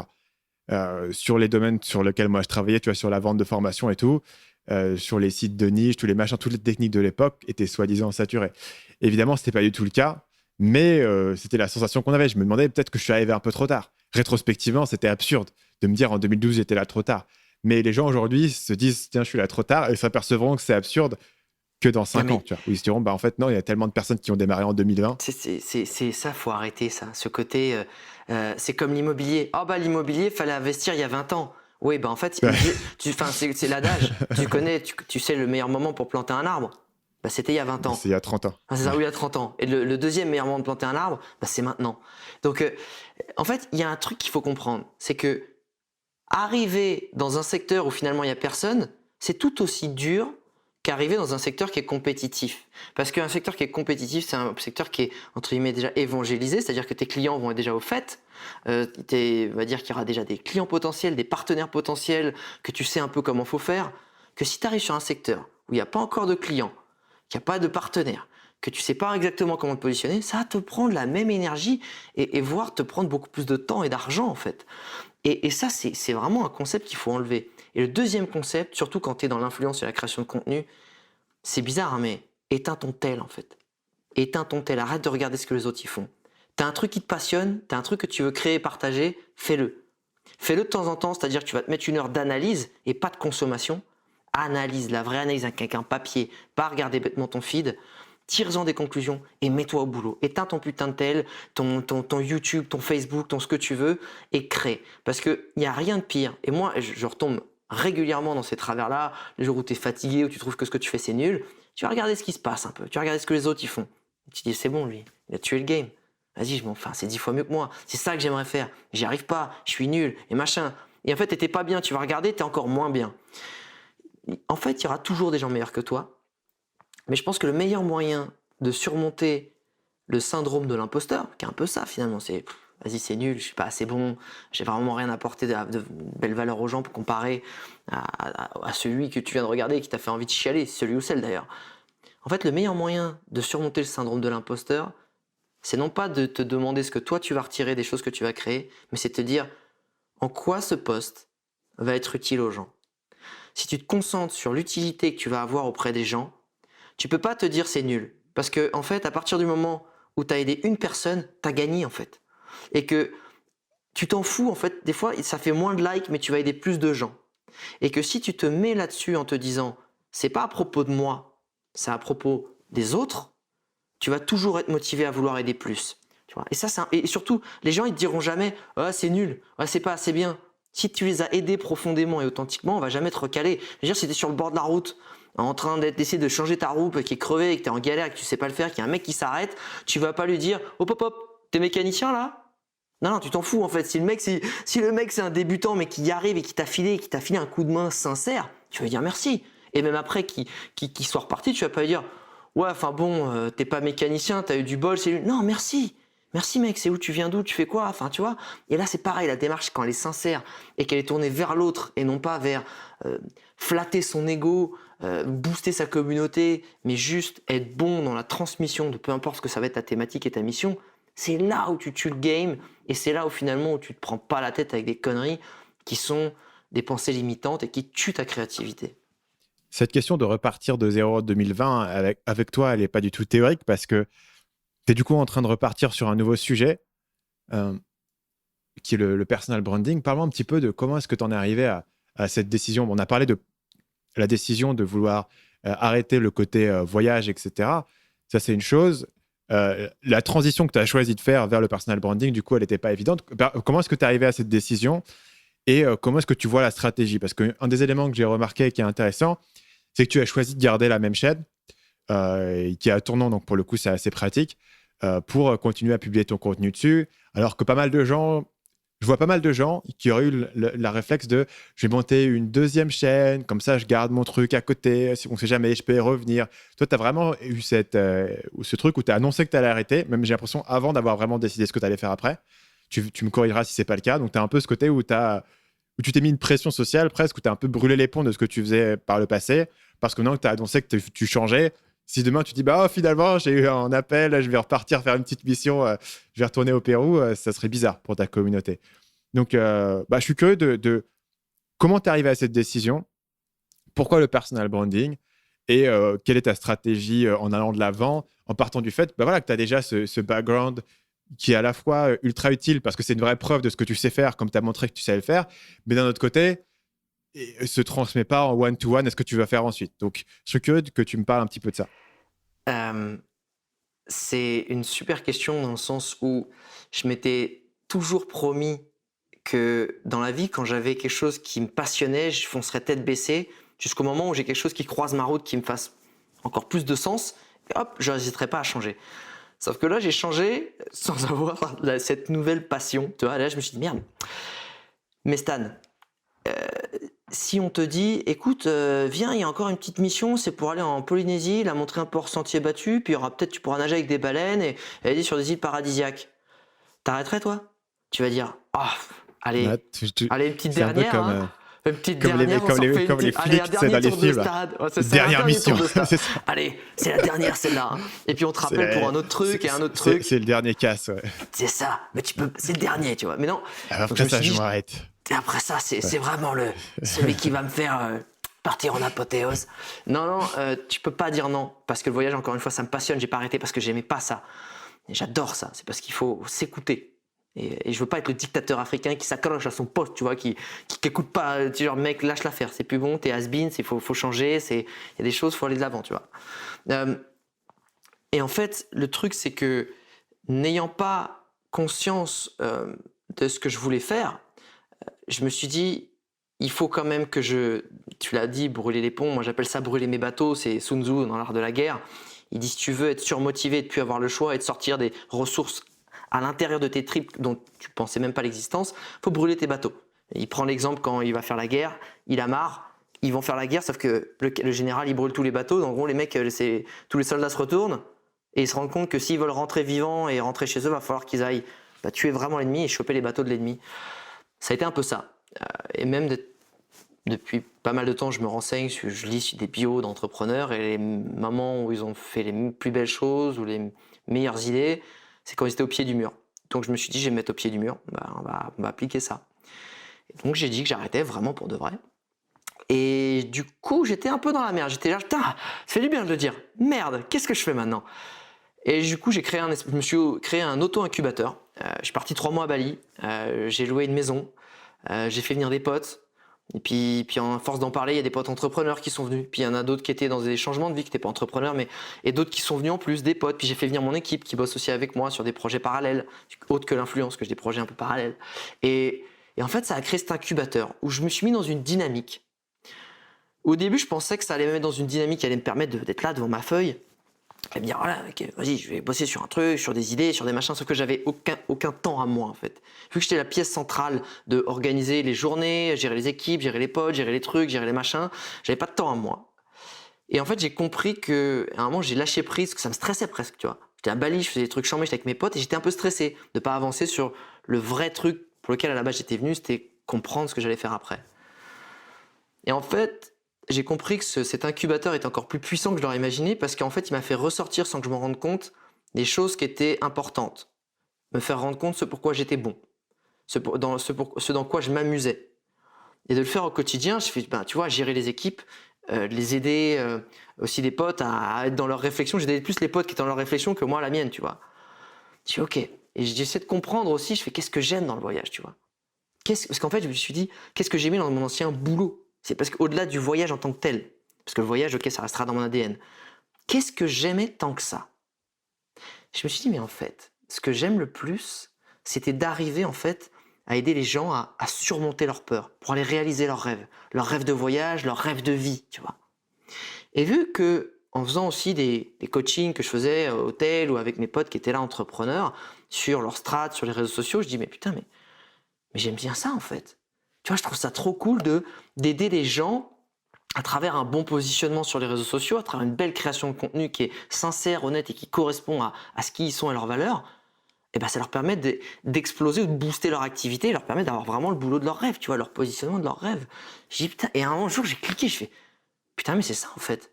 C'est aussi con que ça, c'est-à-dire que tu vois, tu parlais de ton cerveau, il fait d'une telle manière qu'il est cylindrique, il est, tu vois, c'est comme une autoroute, il n'en prend pas 50. Moi, mon cerveau, et ça a longtemps été un problème, il est fait de façon à ce que j'ai toujours besoin d'optimiser les choses. Je vais quelque part, la déco, il faut que je vais peut-être l'optimiser. Mon pote me raconte ça là et je vais me sentir inconsciemment, je me rends pas compte, je vais lui filer des conseils, des tips, des machins. Sauf que tes potes, ils ont juste envie de te raconter leur life. T'as pas envie que tu déblatères tes conseils et tu les saoules avec tout ça. Et là, je me suis dit, attends, je suis en train de niquer le game là, parce que niquer le game, je suis en train de trouver une activité où, on va peut-être vouloir de mes conseils et en plus, on va pouvoir me payer pour ça. Et c'est pour ça que je me suis dit, mais attends, coaching, c'est génial. Mais sauf que mon rêve, ça a toujours été, ma mission, ça a toujours été d'aider un maximum de gens à réaliser leurs rêves, que ce soit leurs rêves personnels et là, leurs rêves professionnels. Donc ma stratégie, pour répondre à ta deuxième question, elle est simple, j'ai pris en ce moment des coachings avec des profils totalement différents. Donc j'ai des CEO dans leur boîte pèse 80 millions, j'ai un gros hacker qui est dans la Startup Nation à Paris, j'ai des nanas entrepreneuses à Bali, j'ai un nomade digital qui est sur une plage au Brésil, j'ai des sportifs pros, pour justement me permettre d'avoir toutes les problématiques. Pour derrière, en fait, arriver à faire une formation en ligne. Pourquoi ? Parce que le coaching, je pourrais pas aider des milliers de personnes. Physiquement, techniquement, c'est pas possible. Et que le coaching coûte beaucoup plus cher qu'une formation en ligne, puisque l'économie d'échelle permet de baisser ses prix. Et en fait, moi, c'est ça ma stratégie, c'est de continuer à m'enrichir sur le personal branding et de combler en plus des connaissances par rapport à moi, mon expérience, mais il faut toujours s'enrichir sur cette thématique. 2, faire des coachings pour justement que des gens me challenge, que les gens me disent voilà, c'est quoi sur cette problématique-là et être en dehors de ma propre problématique, parce que sur différents sexes, sur différents âges et sur différentes activités professionnelles, pour que vraiment j'ai été mis pousser dans mes retranchements et trouver des stratégies, trouver des solutions, trouver des techniques qui permettent d'y arriver, peu importe la situation, pour derrière, à moyen long terme, pouvoir faire ma formation en ligne où chacun y aura accès et pour justement avoir toute cette expertise que j'ai pu accumuler toutes ces années-là. C'est un peu ça le process.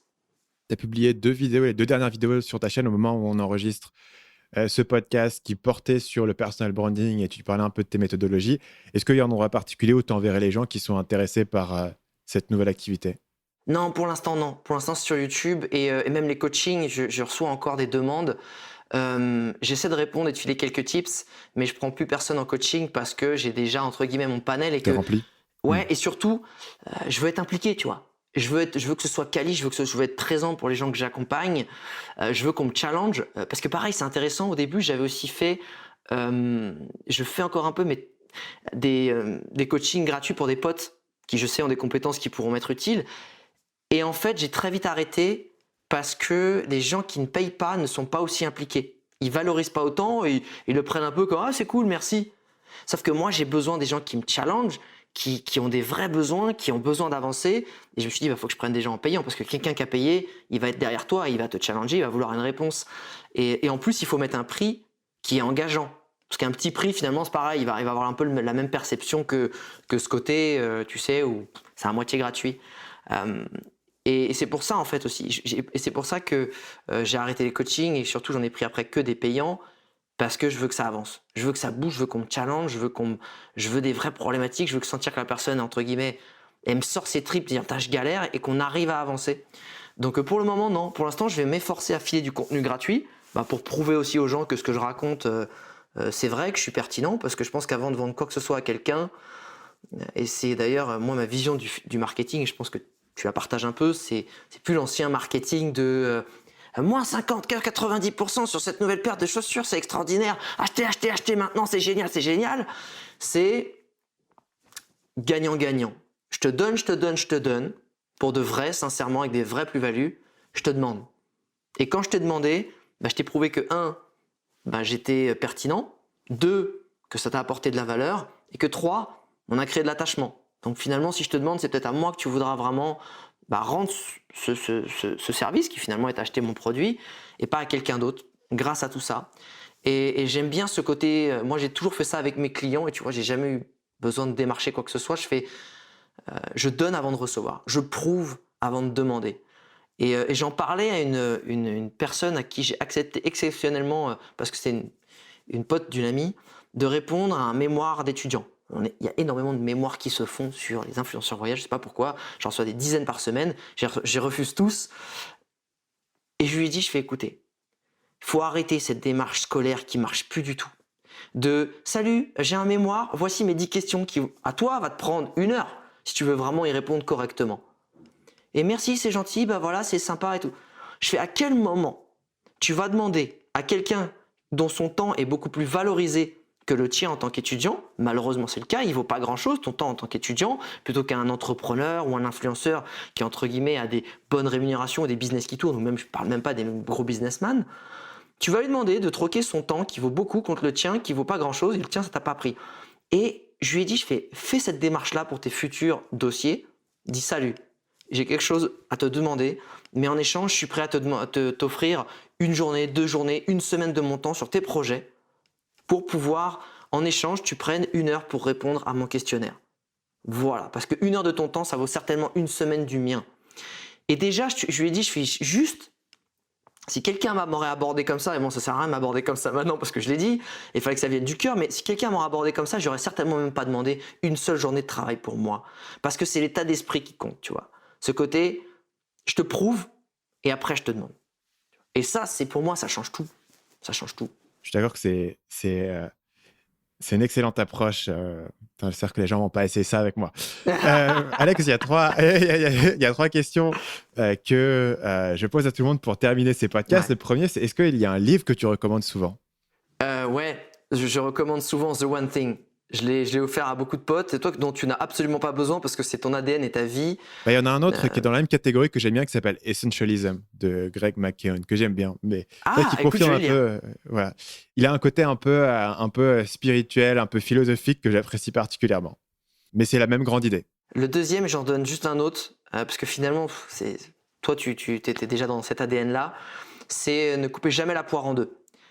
C'est des Ok. techniques de De Chris négociation. Voss, du FBI, c'est ça? Exactement. Et de la CIA même, si je dis pas de conneries.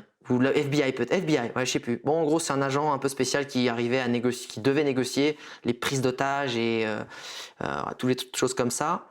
Et je pense que vu que dans la vie, on doit en permanence négocier, soit avec tes enfants, ta femme, tes collègues, peu importe tes amis, et encore une fois, c'est pas besoin d'avoir une vie en danger, ils sont aperçus, et c'est pour ça que j'adorais ce livre, c'est qu'un bon négociateur, en fait, est très empathique.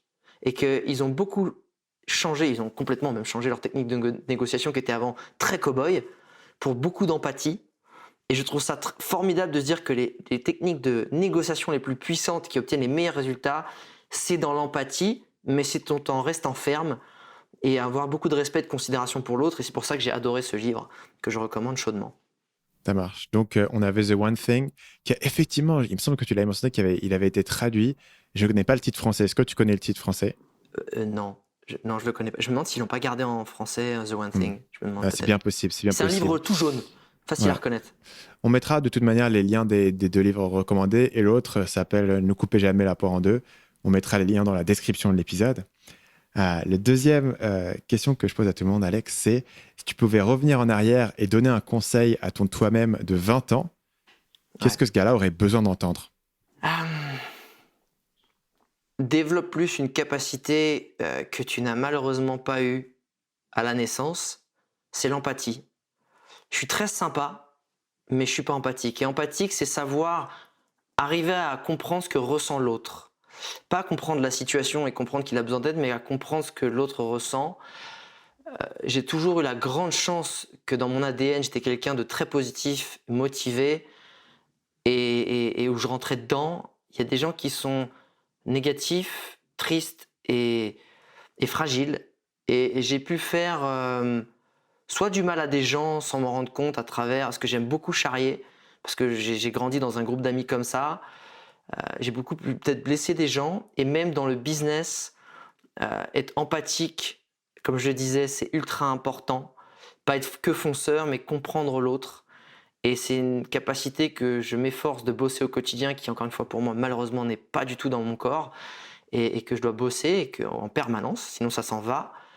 Mais à partir du moment où je m'en suis rendu compte, à partir du moment où j'ai blessé des gens et du coup j'ai commencé à cliquer que en fait je faisais des choses négatives en n'étant pas empathique, j'aurais aimé l'avoir plus tôt dans ma vie. Parce que je pense que ça m'aurait permis d'être moins clivant, d'être plus tolérant, d'être plus performant. Voilà, l'empathie. Hmm. Empathie. C'est intéressant de commencer ta question en disant je suis sympa, mais je suis pas empathique de nature, parce que c'est vrai que la différence entre les deux, pour la plupart des gens, est pas évidente, quoi. On a un peu ce côté où il y a des gens qui sont un peu des introvertis dans leur coin, et on a des gens qui sont super ouverts, extravertis, empathiques, qui créent des connexions facilement, et que les deux, en fait, peuvent être décorrélés, quoi. Tu peux probablement avoir des introvertis qui ont une très grande sensibilité, une très grande empathie, même s'ils n'ont pas forcément la tchatch ultime, et inversement, des gens qui peuvent être extravertis, mais qui peuvent avoir cette tendance à avoir une seule manière d'interagir, un seul canal et une seule fréquence de diffusion. Et si ça marche pour les gens, c'est cool, mais les gens pour qui ça marche pas, ils peuvent se sentir un peu écrasés sous ce poids-là et cette énergie. Intéressant. Finalement, Alex, et je voulais savoir, et tout le monde n'a pas de réponse à cette question, il y a des types de personnes qui l'ont et des types de personnes qui l'ont pas, on verra lequel tu es. Est-ce que tu as une citation ou un proverbe qui te vient souvent à l'esprit? Ouais, j'en ai une que j'aime bien, une citation, ouais, ou une phrase, c'est si tu fais ce que tu as toujours fait, tu continueras d'obtenir ce que tu as toujours obtenu. Et ça reprend une phrase d'Einstein que j'ai découvert il n'y a pas si longtemps, qui dit qu'il faut quand même être fou pour espérer un résultat différent en faisant toujours la même chose. En espérant que les choses changent alors que toi tu fais toujours la même chose. Et ça complétait un peu pas mal cette phrase en fait, c'est de se dire mec, si tu veux des changements, va falloir réinventer les choses, va falloir faire les choses différemment. C'est pas possible d'obtenir un rêve ou de réaliser quelque chose qui a l'air grand ou qui te touche si toi-même tu changes pas dans ton quotidien tes actions. C'est pas possible en fait. Sur ce, Alex, on va se laisser là. Pour te retrouver, on a la chaîne Alex Viseo. Le site, c'est viseo.net. Est-ce qu'il y a d'autres endroits où tu veux envoyer les gens? Est-ce que tu veux parler de ton podcast, par exemple, avant de terminer? Ou d'autres choses? En fait, l'avantage d'avoir été influenceur, c'est que les gens me retrouveront sur leur plateforme préférée en tapant mon nom Alex Viseo. Et ouais, je suis sur tous les réseaux et mon ID, c'est toujours le même, c'est Alex Viseo, V-I-Z-E-O. Donc si t'aimes les podcasts, bah, va checker mon podcast. Si t'aimes plutôt Insta, c'est les stories, ça sera sur Insta, etc. etc. Je pense que c'est aussi ça l'avantage, c'est que chacun va trouver ce qu'il a envie de trouver et j'espère que le contenu sera adapté à leurs attentes. Ça marche. Merci Alex, et à la prochaine. Merci Stan pour cette invite, ça me fait super plaisir d'échanger avec toi et impatient d'écouter tout ça et longue vie à Marketing Mania. Bisous. Top, merci. Merci d'avoir été avec moi jusqu'à la fin de cet épisode. J'espère que ça vous a autant intéressé à écouter que moi, ça a été à participer à cet épisode et à écouter les idées et la réflexion et l'avis de Alex. 2 petites choses à vous dire avant de terminer. Le premier, c'est quand je vous en ai parlé au début de l'épisode, j'ai lancé un nouveau format de newsletter et je serais curieux d'avoir votre avis dessus qui s'appelle le mix du lundi où chaque lundi, je partage 3 petites analyses un petit peu du même format que je ferai sur YouTube, mais en beaucoup plus court et qui peut prendre environ 5 minutes à lire en tout. Pour le recevoir, c'est marketingmania.fr/mix. Je vous ai parlé un appel à l'action du début de podcast du mix numéro 4, celui du 13 avril. Si je remonte encore plus dans le temps, le mix de la semaine précédente, on avait analysé les futures conséquences du coronavirus et les séquelles psychologiques de la pandémie.